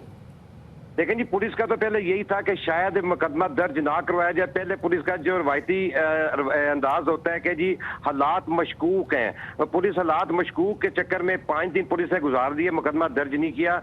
जब तमाम तफ्तीश मुकम्मल की, तफ्तीश के बाद जब उनको ये शायद मिले कि वाकयात में ये पुलिस खुद क्यों नहीं मुद्दई बनती? देखें, ये कोई पहला वाकया नहीं है। ऐसे वाकयात लाहौर में जो लिंक रोड पर वाकया था उसके बाद भी लाहौर में ऐसे वाकयात हुए हैं। पुलिस की कोशिश यही होती है कि वो मुकदमा ना ही दर्ज हो तो इसी तरह हमारी जान छूट जाए, क्योंकि बाद में मुल्ज़िमों को भी गिरफ्तार करना है। तो इसलिए ना पुलिस की कोशिश यही होती है कि मुकदमा दर्ज ना किया जाए। लेकिन अफसोसनाक बात है कि अब पंजाब की जो सड़कें हैं वो भी महफूज नहीं है। पहले लिंक रोड पर ये वाकया हुआ, अब ये मांगटा वाला के करीब थाना बिल्कुल नजदीक था ये जड़ावाला का, तो उस वक्त ये ना ये वाकया हुआ। लेकिन पुलिस ना ही कोई पुलिस गश्त पे थी। जो दावा तो किया जा रहा है कि तमाम जो शाहराएं हैं जो वहां पर पुलिस गश्त करती है, लेकिन पुलिस गश्त पर मौजूद नहीं थी और ये वाकया रूनमा हुआ। खतून को बरहना हालत में खेतों में फेंक कर फरार हो गए, जिसके बाद पुलिस ने अब 5 रोज बाद मुकदमा दर्ज किया। अब देखना यह है कि ये भी मुल्जमान जो है आबद मलिक की तरह कब गिरफ्तार होते हैं। जी बाबर, ये बताइएगा कि ये जड़ावाला रोड पे मांगटा वाला का इलाका, यहाँ पे कोई अवामी नुमाइंदे आपकी इल्म में है? सुनने में तो यह है कि एजाज शाह साहब का, जो कि वफाकी वज़ीर दाखिला, उनका हल्का रह चुका है, तो क्या उस हवाले से क्या अवामी नुमाइंदे वहाँ तक पहुँचे हैं अभी तक? उन्होंने कोई मुल्ज़मान के हवाले से कोई पुलिस से रब्ता किया है? बिल्कुल जी, ये शेखुपुरा जिला बनता है और अभी तक किसी ने भी ना ही पुलिसों के रब्ता किया है, ना ही मुतासरा खतून से रब्ता किया है, क्योंकि जो लिंक रोड वाला वाकया था वो तो काफी हाई प्रोफाइल हो गया था। अब देखना यह है कि इस केस को कैसे दबाया जाता है। अभी तक किसी हुकूमती नुमाइंदे ने मुतासरा खतून से रब्ता नहीं किया। ताम पुलिस की मेहरबानी के पुलिस ने 5 रोज बाद मुकदमा दर्ज मतलब कर लिया वाकई है। अब देखिए ये हालात आगे के 5 रोज बाद भी अगर पुलिस मुकदमा जो है दर्ज करे तो हम कह रहे जी पुलिस की मेहरबानी। मुझे ये बताएगा, इतना हाई प्रोफाइल अगर केस में आबिद अगर अभी तक गिरफ्तार नहीं हो सका, 20 दिन से ज्यादा दिन को हो गए हैं, और इस तरह के वाकया पे तवातुर से होते रहेंगे, क्योंकि इस तरह के जो जिनसी हैवान होते हैं उनको तो मजीद तकवीत मिलती जाएगी कि पुलिस तो हमें पकड़ ही नहीं सकती। देखें जी, बिल्कुल 22 रोज हो गए, आबद मली अभी तक गिरफ्तार नहीं हुआ। अब ये 6 मुल्जमान हैं। अब देखना यह है कि पुलिस इनको कैसे गिरफ्तार करती है। अब जो मेन शाहरा है वहां पर तो सीसीटीवी कैमरे भी नहीं है, जिसकी पुलिस बहाना लगाएगा सीसीटीवी कैमरे इकट्ठे कर लिए गए हैं। अब उन मुल्जमों का पुराना रिकॉर्ड होगा तो वही ड्रामा किया जाएगा कि उसका DNA टेस्ट मैच कर गया है। अब देखना यह है कि पंजाब पुलिस जो है बिल्कुल लाहौर हो, दूसरा कोई और शहर हो, मुकम्मल तौर पर नाकाम नजर आ रही है। जो अब तो जो पहले शहर में ऐसी वारदातें होती थी, अब जो मेन शाहरा है वो भी इससे महफूज नहीं है और लोग अब सफर करने से घबराते हैं रात के टाइम। लेकिन बार बार कहने के बावजूद कि जी पुलिस की सिक्योरिटी बढ़ा दी गई है, SPU की जो फोर्स है वो होती है, मोटरवे हाईवे की पेट्रोलिंग की जाती है, लेकिन कोई भी ऐसी पेट्रोलिंग नजर नहीं आती। लोग रवायती हरबों से ज्यादा कोई पेशरफ्त नहीं है। हमारे नुमाइंदे बाबर खान हमें बता रहे थे। जैसे जैसे इस हवाले से मजीद तफसीलात आती जाएंगे हम नाजरीन को इस हवाले से आगाह करते जाएंगे। फिलहाल अब नजर डालते हैं कराची के हवाले से, बात करते हैं। हमने शो के शुरू में भी आपको इस हवाले से हल्का सा एक ट्रेलर तो दिया था कि कराची की ट्रांसपोर्ट के निज़ाम के हवाले से आज हमने बात करनी है, लेकिन सानेहा ये है कि मुबैना तौर पे 2.5 करोड़ अफराद की आबादी वाला ये शहर, जिसके पास एक ताबनाक माजी है, जो कि यूरोप का टुकड़ा कहलाता था, जिस शहर में जब इसकी आबादी 20 से 25 लाख थी उस वक्त भी लोकल ट्रेन, ट्राम, प्राइवेट बसें, टैक्सीज का एक वसी नेटवर्क मौजूद था। अफसोसनाक बात यह है कि उस वक्त ये शहर तरक्की पसंद था और अब जब ये शहर पूरा मुल्क चला रहा है तो यहाँ पर ऐसा लग रहा है कि तरक्की छू के भी नहीं गुजरी। खैर ये जी जो ट्राम से चिंची तक का जो सफ़र है, बहुत सारे बच्चे जो हमें देख रहे हैं, हम आपको दिखाते जनाब, शफात ने तय किया है सफ़र। हेलो, एक इंसान जिसने दफ्तर वक्त पे पहुंचना है, उसके पास कराची में मास ट्रांजिट के लिए क्या ऑप्शन है? बसें, KCR, circular railway, local railway, underground नहीं जनाब, उसके पास है बेहतरीन सवारी। कराची में पहली दफ़ा 1936 वगैरह में या उसके कुर्बो जवार में ट्राम का सिस्टम शुरू हुआ। इब्तिदाई तौर पर वो चली है बोल्टन मार्केट से इम्प्रेस मार्केट के करीब।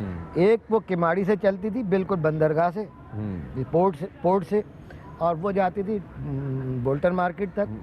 बोल्टन मार्केट से जो शुरू होती थी उसमें से एक जाती थी चाकीवाड़ा लियारी की तरफ, जो कि ये पुराना इलाका था, ली मार्केट के करीब उसका आखिरी स्टेशन था। एक जो है वो जाती थी सदर से अपना सोल्जर बाज़ार के, जो अब भी मार्केट है, उस मार्केट के सामने ख़त्म होती थी। फिर जो सदर से एक और चलती थी जो कैंट स्टेशन की तरफ जाती थी। मैं इस वक्त जहाँ खड़ा हुआ हूँ ये बोल्टन मार्केट है और यहाँ पे ट्राम का मेन स्टेशन होता था। होता क्या था कि यहाँ से एक ट्राम जाती थी किमाड़ी की तरफ, एक जाती थी लियारी की तरफ और एक जाती थी सीधा MA जिना की तरफ, जहाँ वो सदर के सर्किट से मिलती थी। ट्राम में हम सफ़र करते थे, यहाँ से जाते रहते थे कायदे की मज़ार तक। फिर ट्रांसपोर्ट का मसला ही हल नहीं हो रहा कि कब होगा मसला। पहले बेहतर था सिस्टम, अब तो ख़राब होता जा रहा है दिन ब दिन। यहाँ पे अब जो है बसें कम हो गई हैं, चिंची ज़्यादा हो गई है। हमें जो है इंसानों की तरह नहीं, जानवरों की तरह जो है ना बस में सफ़र करना पड़ रहा है। कैसे सफ़र कर रहे हैं आप पब्लिक ट्रांसपोर्ट में? कम से कम 20 साल हो गए। 20 साल में कराची की पब्लिक ट्रांसपोर्ट की हालत इम्प्रूव हुई है, बेहतर हुई है, वैसी की वैसी? नहीं, मजीद जो है वो पीछे की तरफ जा रहे हैं। सहूलतें तो बहुत सारी है लेकिन वो ऐसे ही हो जाती है। ग्रीन बस के हवाले से एक सिस्टम बना था आज से 10 साल पहले, वो भी नज़र नहीं आई। कराची में कोई तब्दीली नहीं है और बदतर हो गया। थोड़ी बड़ी बस होनी चाहिए। तो जनाब सुना आपने कराची में बसों में सफ़र करने वाले अफराद को, जिनका कहना है कि वो इन बसों में भेड़ बकरियों की तरह सफ़र करते हैं। उनकी बात किसी हद तक दुरुस्त भी है, क्योंकि बसें छोटी हैं, तंग हैं, बसों को कोई टाइम नहीं है, कौन सी बस किस वक्त आ रही है कुछ मालूम नहीं है। मैं इस वक्त मौजूद हूँ वजीर मैंशन स्टेशन। ये वजीर मैंशन स्टेशन अभी भी एक्टिव है, गाड़ियाँ आ रही हैं, जा रही हैं यहाँ पे, लेकिन अब ये KCR के पास नहीं है। बट इनिशियली वजीर मैंशन KCR का स्टेशन था। वो देखिए कराची सर्कुलर रेलवे ट्रैक की क्या हालत है, ये भी आपको आगे दिखा देते हैं। जी आए मेरे साथ।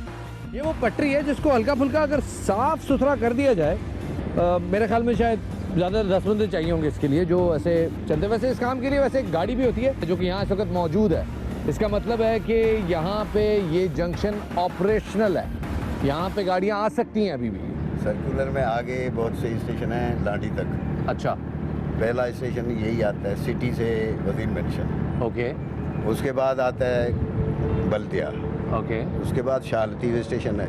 ये सारे स्टेशन एक्टिव स्टेशन है सही अपनी कंडीशन अभी कंडीशन में नहीं रहे। अच्छा। हाँ, क्योंकि ये केसीआर बंद हो गई थी 93 में जब नवाज शरीफ ने प्राइम मिनिस्टर स्कीम के तहत गाड़ियाँ और दी, टैक्सियाँ दी, कारें दी, बड़ी बसें दी और ये गाड़ियाँ मज़दा भी आईं। इनको बग़ैर तो इस तरह लाया गया कि जी सीट बाई सीट चलेंगी, एयर कंडीशन होंगी, लेकिन वो चूँकि किराया कराची इंतज़ामिया ने या हुकूमत ने नहीं दिया, फिर वो ओवरलोड चलती रही। कराची में छतों का सफ़र छैया से कम नहीं होता। हमारे साथ काफ़ी लोग बैठे हुए हैं, इनसे ज़रा बातचीत करते हैं। ये छतों पे क्यों करते हैं सफ़र लोग? मजबूरी से कर रहे हैं और क्या? मजबूरी से कर रहे हैं। खुशी से कोई नहीं कर रहे हैं छतों के ऊपर सफ़र, गिरने का खतरा है। हम तो उतर भी नहीं सकते, फिर उतरने में मुश्किलात होता है। लेकिन मजबूरी है, मजबूरी की वजह से अंदर जगह नहीं होता है। किराया तो वही पूरा लेते हैं, किराए में कोई कमी नहीं है। असल में बात ऐसा है कि ये लोग जो है ना अंदर इतना वो करते हैं ना, जैसा बंदा समझता है वो अल्लाह से जो है ना अंदर घुसेड़ देते हैं। अच्छा। हाँ हाँ, तो इसलिए बकरियों की तरह अंदर घुसा देते हैं। हाँ, बस वो अंदर जो है ना बिल्कुल बंदे का सांस बंद हो जाता है। सही है। तो इसलिए लोग ऊपर पे चढ़ते हैं, छत पे चढ़ते हैं। हम उसमें सफर कर रहे थे पंजाब मेट्रो में। हाँ। बस 20 रुपया उसको दे, वो पूरा मुल्तान में तेरे को घुमाएगा। ये लोग बसों की छत पे क्यों सफर करते हैं? ये बसों का छत पे इसलिए सब नीचे गर्मी है, अगर 10 बंदे चढ़ जाते तो सारा। लेकिन अगर कराची की ट्रांसपोर्ट माफिया इतनी ही बहादुर है तो इनकी बसों की तादाद में इजाफा क्यों नहीं हो रहा? 2010 तक हमारे पास 5000 बसें थी, 20,000 जो है मिनी बसें और कोचेस थी। जितने अगर मिनी बसें ले लें 10,000 कोचेस ले लें, इस तरह का था। अब इस वक्त कराची में तकरीबन जनाब कोई 1,500 के करीब या 2,000 के करीब 2,000 के करीब 1,500-2,000 के करीब बसें चल रही हैं टोटल कॉन्ट्रैक्ट की मिला के, बल्कि 1,500 से ज़्यादा नहीं है। चूँकि मुनाफे का कारोबार नहीं था, बज़ाहिर ये बड़ा अट्रैक्ट करता है ये कारोबार, लेकिन इसके अंदर ये सूरत हाल है कि अभी आप 1 करोड़ की गाड़ी लें तो 5 साल के बाद वो 50 लाख की होगी। मैं समझता हूँ पब्लिक ट्रांसपोर्ट तनज़्ज़ुली का शिकार हुई है। 2010 में भी हमारा जो ट्रांसपोर्ट का मैकेनिज़्म था वो सेटिस्फैक्ट्री नहीं था और आज भी आइडियल सिचुएशन नहीं है। और मैं बड़ा बरमला इस बात को एडमिट करता हूँ। कोई भी फॉरेन फंडेड प्रोजेक्ट जो है आप फेडरल गवर्नमेंट के अप्रूवल के बगैर नहीं करा सकते, उसके लिए आपको एक्निक की मंजूरी लाजमी होती है। तो प्रोविंशियल गवर्नमेंट, कोई भी प्रोविंशियल गवर्नमेंट हो, वो अपना मंसूबा बना के प्रपोज करती है फेडरल गवर्नमेंट को, फेडरल गवर्नमेंट एक्निक से उसको अप्रूव करता है, उसके बाद आप आगे बढ़ते हैं। चूँकि डिफरेंट पोलिटिकल गवर्नमेंट्स थी, अनफॉर्चुनेटली उसकी वजह से डिले हुआ। मौजूद हूँ जदीद तकाज़ों से हम आहंग कराची के एक ग्रीन लाइन स्टेशन पे, ग्रीन लाइन बस स्टेशन। धूल मट्टी की जो हालत है आप देख सकते हैं, और जिस तरह से इस प्रोजेक्ट को सिर्फ इंतज़ार है बसों का, वो बसें जो कि फेडरल गवर्नमेंट ने प्रोवाइड करनी है और सिंध गवर्नमेंट ने उनका इंतज़ार करना है। क्या होना है उसका मुस्तकबिल अभी तक पता नहीं। सिर्फ बसें ना होने की वजह से ये पूरा प्रोजेक्ट भूत बंगला बना हुआ है। अगर बसें मज़ीद लेट होती हैं तो कल को कुछ उम्मीद नहीं कि शायद हम यहाँ आएँ, यहाँ पे न शीशे हों, न बेंचें हों, न ये स्टेशन हो। पता नहीं है कराची में ट्रैफिक के मसाइल कब तक हल होंगे, लेकिन जब तक ट्रैफिक के मसाइल प्रॉपर्ली सॉल्व आउट नहीं हो जाते और मास ट्रांजिट नहीं आ जाता, तब तक यही है कराची का मास ट्रांजिट इंटरनेशनल स्टैंडर्ड। तो ऐसा लग रहा है कि यही है किस्मत हमारी। ऐसा क्यों है जनाब, क्यों नहीं? वो बसें जिनका वादा किया गया था वो अभी तक सड़कों पे आ सकी, इसी वाले से मजीद बात करेंगे।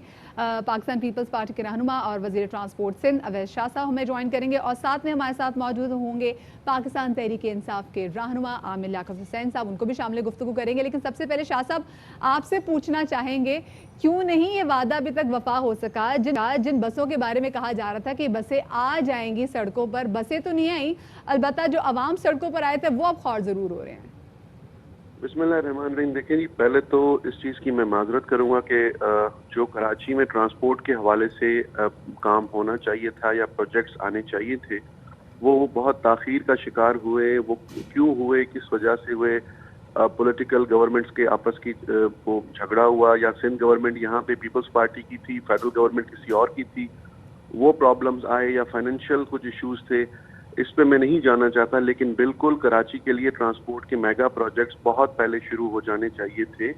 और ये मैकेनिज्म जिसकी बात करते हैं, या अभी जो मैंने सारा आपका इंट्रो सुना, ये बिल्कुल हकीकत है कि कराची एक मेगा सिटी है और ये दिन ब दिन ये शहर बढ़ता जा रहा है और आबादी बढ़ती जा रही है, तो उसके लिए ट्रांसपोर्ट भी उस हवाले से होनी चाहिए थी। जो बड़े प्रोजेक्ट्स की आपने बात की, मैंने पहले भी एक कोशिश की थी कि मैं प्राइवेट सेक्टर को यहाँ पे ले आऊँ, प्राइवेट सेक्टर को अट्रैक्ट कराऊँ, क्योंकि दुनिया में पूरे जो बड़े बड़े ममालिक हैं उसमें प्राइवेट सेक्टर इन्वेस्ट करता है। जब प्राइवेट सेक्टर के साथ गवर्नमेंट की फाइनेंसेस चिप इन होती हैं, और उससे पब्लिक प्राइवेट पार्टनरशिप कहते हैं, वो मॉडल तकरीबन यहाँ पूरे आप ममालिक में देखें बहुत कामयाब किया है। और हमें भी इस वक्त जो सिचुएशन हमारी ऑल ओवर द वर्ल्ड चल रही है, क्योंकि जनवरी फरवरी में हमारे साथ मीटिंग्स हुई थी, यूरोपियन कंपनीज भी यहाँ पे आई जिन्होंने कंप्लीट कराची को सर्वे किया, उनसे भी हमारी बात चल रही है। टर्किश कंपनीज भी यहाँ पे आई हैं, वो भी सर्वे कर रही हैं। इंशाल्लाह जल्दी उनके प्रपोजल आ जाने चाहिए और जल्दी आ जाएंगे। मेरी कोशिश यही होगी, देखिए मैं कोई प्रॉमिस नहीं कर रहा, मैंने सारी आपकी ये इंट्रो सुना, मैं ये इतना जरूर कह सकता हूँ कि एक प्रोजेक्ट पे जिस पर सिंध गवर्नमेंट खुद काम कर रही है, मैंने खुद उस प्रोजेक्ट को इनिशिएट किया है कि हम अपनी बसेस सिंध गवर्नमेंट परचेज करें और हम परचेज करके उसको पब्लिक प्राइवेट पार्टनरशिप में ऑपरेशंस जो है वो आउटसोर्स करके यहाँ पे चलाएं। और अल्हम्दुलिल्लाह हम उम्मीद करते हैं कि काम आप जल्द कर लेंगे, लेकिन आप हमारे साथ ही रहिएगा। हमारे साथ आमिर लियाकत हुसैन साहब भी मौजूद हैं। आमिर लियाकत हुसैन साहब, आप पीटीआई के रहनुमा भी हैं, पीटीआई के पास कराची में सबसे ज़्यादा स्टेक है और पीटीआई की हुकूमत भी वफाक में है। आपको क्या लगता है कि ये जो बयानिया है और ये जो मसला है कि पीपल्स पार्टी और वफाक के दरमियान तनाव की वजह से सफ़र कराची की आवाम करती है, इस पर आपका क्या तबसरा है? बहुत बहुत शुक्रिया शफात मदिया आपका। उवैस शाह साहब एक बहुत ज़ीरक इंसान है, बहुत नपीतुली गुफ्तगू करते हैं, मैं उनकी बड़ी इज़्ज़त करता हूँ और बड़ा एहतराम करता हूँ मैं उनका।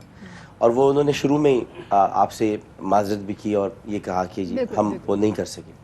लेकिन अगर थोड़ी सी हम अभी माजी करीब में चले जाएं तो बसों में भैंसें तो सफ़र नहीं करती, ना बसों में बकरियां सफ़र करती हैं और ना ही बसों में जो है वो बैल या गाय सफ़र करती है।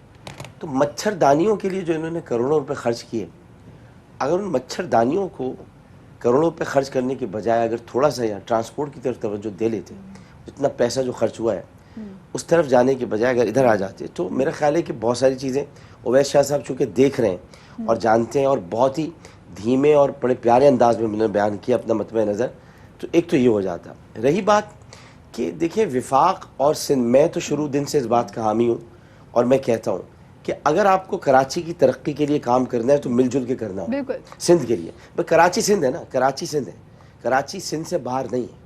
सिंध और कराची एक है, हम अलग अलग करके बात करते हैं, ये भी दुख होता है वहाँ। सिंध में भी इस वक्त आप देखें खिपरों में, खैरपुर में, मीरपुर खास में, अंदरूनी सिंध चले जाएं, वहाँ बारिशों ने और सैलाब ने तबाही मचाई है। आमिर लियाकत साहब, मैं अपने सवाल की तरफ आता हूँ। मैं चाहूँगा कि आप उस सवाल के हवाले से इस मसले को एड्रेस करें, क्योंकि मसला कराची की आवाम का है कि जब वफाक और सिंध हुकूमत के दरमियान तनाव होता है, चाहे वो इस हुकूमत में या पिछली हुकूमत में भी कोई ताल्लुकात खातिर खा नहीं थे सिंध हुकूमत के वफाक के साथ, ऐसे मौके पर सफ़र सिर्फ कराची की आवाम करती है।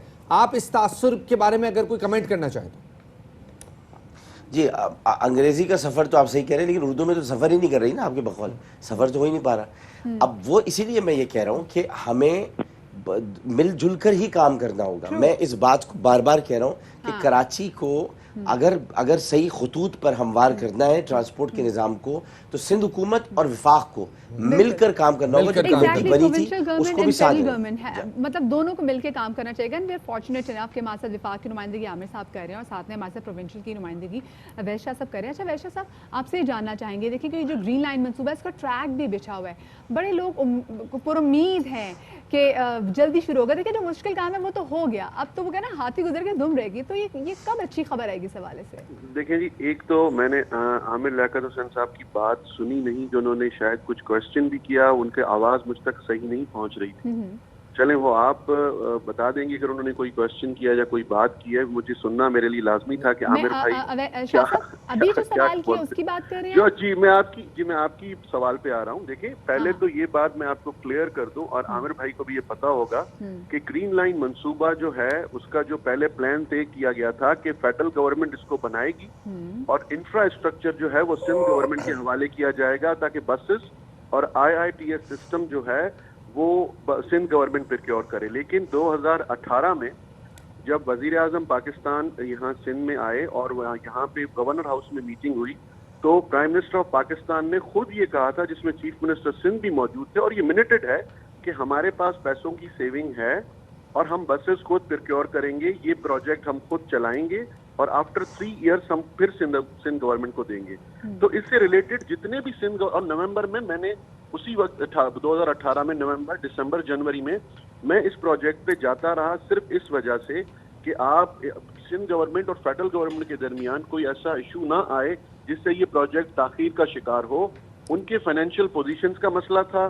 देखिए सिंध गवर्नमेंट के हवाले से जो भी उनकी चीजें थी वो हमने फौरन क्लियर कर दी। उनके फेयर स्ट्रक्चर्स थे, ब्रिज फाइनेंसिंग थी, उनको प्लॉट्स देने थे, उनको लैंड्स का इशू था, वो हमने उन्हीं दिनों में क्लियर करके दे दिया। शाह साहब ये मंसूबा तो चलें अच्छी बात है कि आगे बढ़ रहा है, लेकिन नासिर हुसैन शाह साहब के दौर में जो पब्लिक प्राइवेट पार्टनरशिप का निज़ाम, आपने भी उसको आगे बढ़ाया, उसमें बात भी हुई थी। नासिर हुसैन शाह साहब ने 2017 में 4 बार डेडलाइंस दी, 4 बार कहा, पहले कहा मार्च में बसें आ जाएंगी, फिर जुलाई में, फिर सितंबर में, फिर नवंबर में, बसें नहीं आई, बसें आज तक नहीं आई।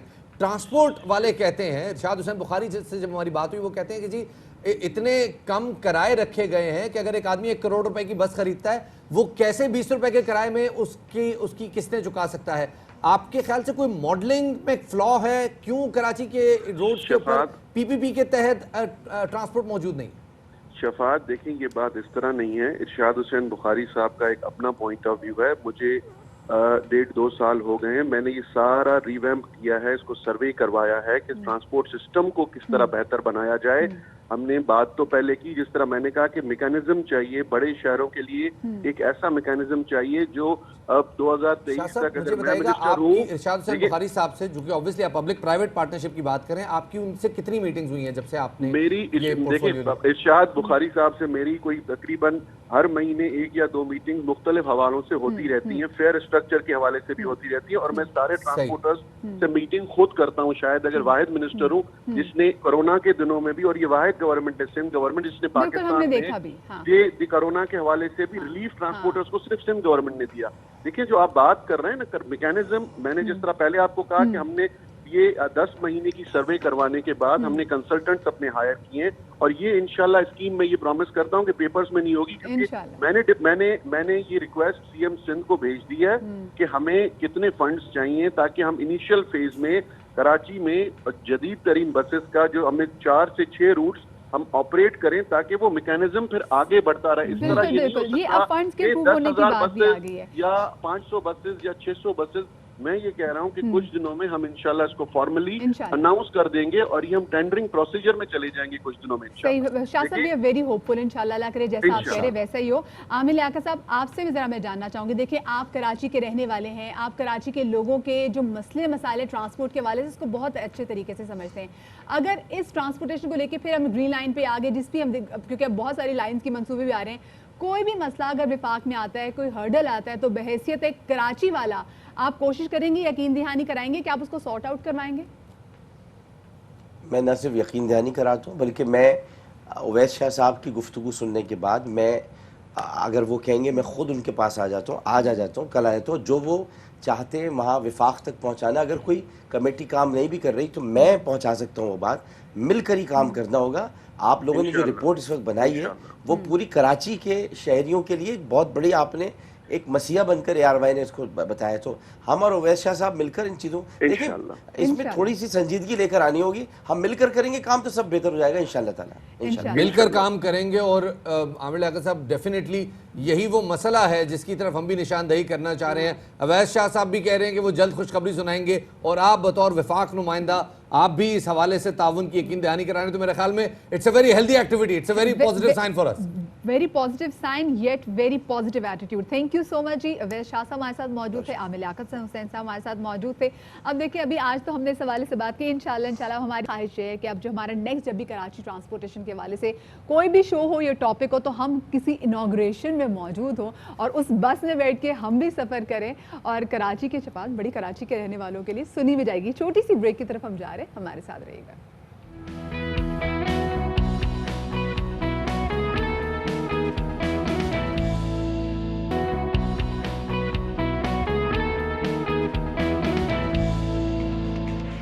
Welcome back after the break. ज़रा हम टूरिज़्म के हवाले से बात करते हैं जिसके फ़रोग के लिए पाकिस्तान भर में काम हो रहा है। खैबर पख्तूनख्वा, बलूचिस्तान, पंजाब के साथ साथ सिंध में भी सयाहत के शोबे पर ख़ास तौर पर तवज्जो दी जा रही है और इस सिलसिले में सिंध हुकूमत का वेब पोर्टल सयाहों की मुआवनत के लिए खासा कारआमद जो है वो साबित हो रहा है।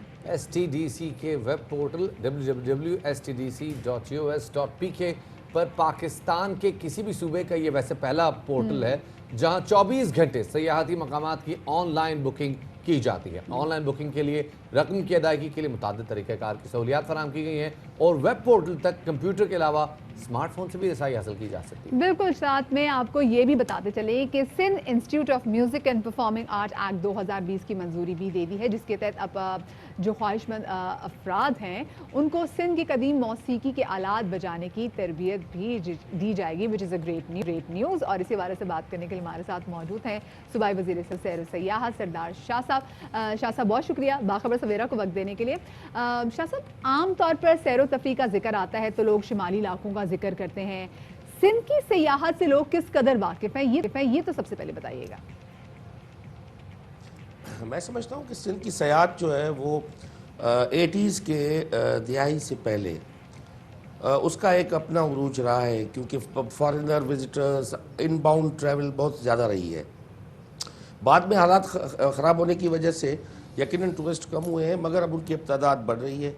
फैसिलिटीज़ की कमी थी हमारे पास पहले, अब यह है कि जितनी भी हमारी जो बेहतरीन टूरिस्ट साइट्स है जो मोस्ट फेवरेट है टूरिस्ट की, वहाँ पे मिनिमम फैसिलिटीज़ कम से कम फैसिलिटीज़ वहाँ पे प्रोवाइड की गई है। मैं ज़्यादा से ज़्यादा नहीं कहूँगा मगर तकरीबन रिजॉर्ट्स बन चुके हैं हर जगह पे और हमने वहाँ पे जो है वो विजिटर्स फ्रेंडली वेब पोर्टल भी डेवलप कर लिया है।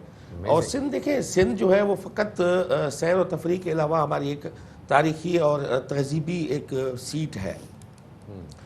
इंडस वैली सिविलाइजेशन जो है उसका मोहनजोदड़ो से लेके आप चले जाए अपने रनीकोट तक, बम्बोर तक, तो एक तारीख़ व तहजीब का ये गहवारा रहा है हमारा ख़िता।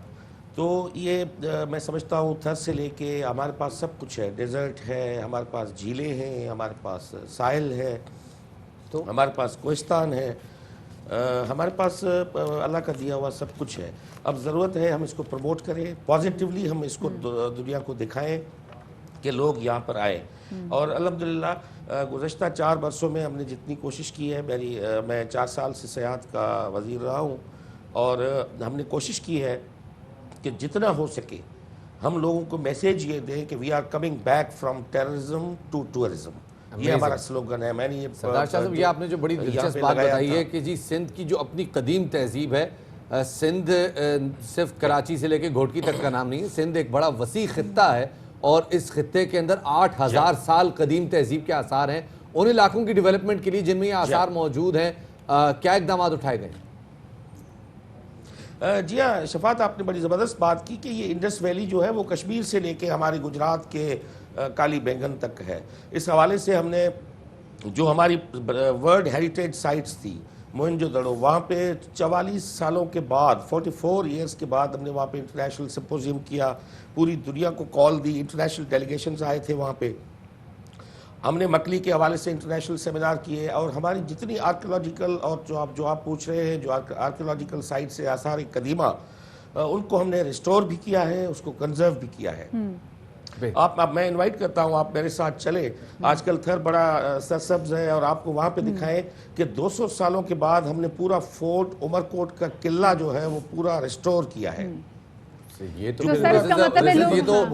ख्याल में लाजमी हो गया, अब इसको देखना पड़ेगा जाके कि उमरकोट का किला रिस्टोर किया जरूर चले। और बाखबर सवेरा का एक प्रोग्राम उमरकोट फोर्ट के वो ठुल जो है बैस्टियन के ऊपर से हो, वहां से आप लाइव दुनिया को दिखाएं। जरूर जी, बिल्कुल। और इसको हम जरूर करेंगे। लेकिन सर कुछ और भी सिविलाइजेशंस हैं, कोडिजियन सिविलाइजेशन, जैसे आपने खुद जिक्र किया कि कश्मीर से लेके गुजरात तक सिंध तहजीब के आसार मौजूद है, तो उसकी इब्तिदा कोडिजी से है। इसी तरह दीगर कई इलाके हैं। रानीकोट का फोर्ट जो है, जो कि सब कॉन्टिनेंट में सबसे बड़ी इमारत है, इनकी रेस्टोरेशन बिलाशुबा एक बड़ा मुश्किल काम है। तो इनमें क्या कुछ पार्ट्स को रिस्टोर किया गया है या इनकी मुकम्मल रेस्टोरेशन के लिए काम किया जा रहा है? जी हाँ, उसको हम कंजर्व कहते हैं, आर्कियोलॉजिकल लैंग्वेज में कंजर्व कहते हैं। जहाँ पे, क्योंकि हमें वहाँ पे वो स्टोन हम कहाँ से लाएंगे जो पता नहीं आज से 2000 साल पहले सासानियों के ज़माने में ये बना था, जो हिस्टोरियंस कहते हैं ज़्यादातर, मगर उस हवाले से कोई साइंटिफिक रिसर्च अभी तक नहीं हुई है। जब तक रेडियो कार्बन डेटिंग नहीं होगी तो हमें उसकी एज का सही पता नहीं चलता। मगर वहाँ पे वेल कंजर्व साइट है वो। और हमने वहाँ पे जो पुरानी बैरिक्स थी, आप पता ही गए नहीं गए, तो मिरी कोट में वहाँ पे पुरानी बैरिक्स थी, वहाँ पे हमने हट्स बनाए हैं। अगर कोई रहना चाहे तो वो हालांकि बनी हुई चारपाई पे रात गुजार सकता है उस किले के बीच में। अगर उनको सर इंशाल्लाह जरूर कोशिश होगी और अल्लाह करे फैमिलीज जो है वो यहाँ पे जाके एंजॉय कर सके। भैया जी, सरदार शाह साहब हमारे साथ मौजूद है, लेकिन साथ में शफात यहाँ पर जो हमारे आर्कियोलॉजी का जो डिपार्टमेंट है उसको भी काफ़ी ज़्यादा मेहनत करने की ज़रूरत है, ताकि जो पुराने सारे कदीमा की जो इमारत हमारे पास मौजूद हैं जैसी वो हैं उन पर वैसे ही काम करें, उन पर मज़ीद पेंट या ना करें। खैर जी, आगे बढ़ते हैं और आपको एक और मतलब हमारे पास एक और न्यूज़ है जी, आज की तारीख से याद करेंगे। और पेशावर की बड़ी मारूफ शख्सियत जनाब और प्रोफेसर अहमद शाह बुखारी, उन्हें पितरस बुखारी के नाम से भी ज़्यादा जानते हैं। एक हमागीर शख्सियत थे और बैक वक्त एक मुनफरिद मज़ाह निगार, एक बाज़मीर सहाफ़ी, एक उम्दा माहिर तालीम, आला मुतरजम, नक़ाद, काबिल ब्रॉडकास्टर और एक मंझे हुए सफारतकार थे। बिल्कुल शफात, और अपने नाज़रीन को ये भी बताते चलें कि उनकी जो पैदाइश थी वो 1890 में पेशावर के एक इल्मी घराने में हुई थी। उर्दू, फ़ारसी, पश्तो और अंग्रेज़ी पर उन्हें स्कूली के ज़माने से खासी दस्तरस हासिल हो गई थी। आला तालीम के लिए जब वो कैम्ब्रिज गए तो अंग्रेज़ी शेर व अदब को उसके असल माहौल में जांचने और परखने का मौका मिला, और उर्दू के फ़रोग़ में उन्हें फैज़ अहमद फैज़, डॉक्टर MD तासीर, हफीज़ जालिंदरी और प्रोफेसर मंजूर हुसैन जैसे अमायदीन का मुकम्मल ताउन भी हासिल रहा। मज़ामीन पितरस के नाम से उन्होंने सिर्फ एक किताब ही लिखी, जिससे बिलाशुबा उर्दू अदब में अहम दर्जा हासिल है, और इस किताब के मजमूए में शामिल 11 मज़ामीन में वो मुआशरे की किसी न किसी खामी पर मज़ाहिया और हमदर्दाना अंदाज में रोशनी डालते नजर आते हैं। पितरस साहब के मज़ामीन, क्या दिलचस्प बात है। क्या साइकिल का जिक्र हो, क्या कुत्ते का जिक्र हो, क्या बूढ़ों का जिक्र हो, क्या तालाबों का जिक्र हो, क्या साफ़ पानी गंदे पानी की बात हो, पितरस साहब ने हर माशरती मसले पर, वो एक बड़ी दिलचस्प एक बात है कि जनाब एक पितरस साहब जो हैं वो एक जगह पे तशरीफ़ ले गए जहाँ पे हर चीज़ के अंदर एक आलू का शुमार होता था। तो आलू का बयान भी जनाब, ये मज़ामीन गो के पितरस साहब की वाहिद किताब है, लेकिन उर्दू अदब में इस किताब को एक विरसे की हैसियत हासिल है। ये उर्दू अदब में उनका एक बड़ा छोटा सा लेकिन एक ज़बरदस्त उनका एक और अहम शख्सियत को भी हम याद करेंगे। आज के रोज़ी पाकिस्तानी सियासत का वो सूरज भी तुलू हुआ था जिसके आखिरी अल्फाज गोली खाने के बाद दिए थे कि अल्लाह पाक पाकिस्तान की हिफाजत फरमाए। मुल्क के पहले वज़ीर आज़म लियाकत अली खान एक मुतवाज़िन ज़हर और धीमे मिजाज के पुरखलूस सियासतदान थे और दिलावेज़ शख्सियत के मालिक। कायद के इंतकाल के बाद उन्होंने अपनी सियासी बसीरत और अपने अज़्म इस्तकामत से मुल्क को संभाला, और उन्होंने 1 अक्टूबर 1895 को करनाल में नवाब रुस्तम अली खान के घर में आंख खोली। तो आज उनकी भी विलादत का दिन है। जनाब अब आपसे इजाजत चाहने का वक्त हुआ चाहता है। अपना बहुत ज्यादा ख्याल रखिएगा। बिल्कुल शफात, और अपने आसपास के लोगों का भी ख्याल रखना है, मास्क पहनना है, सैनिटाइजर का इस्तेमाल करना है और हाथ जो है ना 20 सेकंड तक जरूर धोने। इंशाल्लाह आपसे कल मुलाकात होगी। और खास में आज तो हमने बड़ी अच्छी खबरें भी आपको खुशखबरी दी है। इंशाल्लाह कराची में ट्रांसपोर्ट की बहाली का वक्त आ गया है, सिंध में सयाहत की बहाली का वक्त आ गया, उसकी तरफ से भी आप जो है ना जरा कान अब बेफिक्र हो जाए, इसका बीड़ा हमने उठा लिया। कल आपसे मुलाकात होगी। शादरी आबादरी, अल्लाह हाफिज।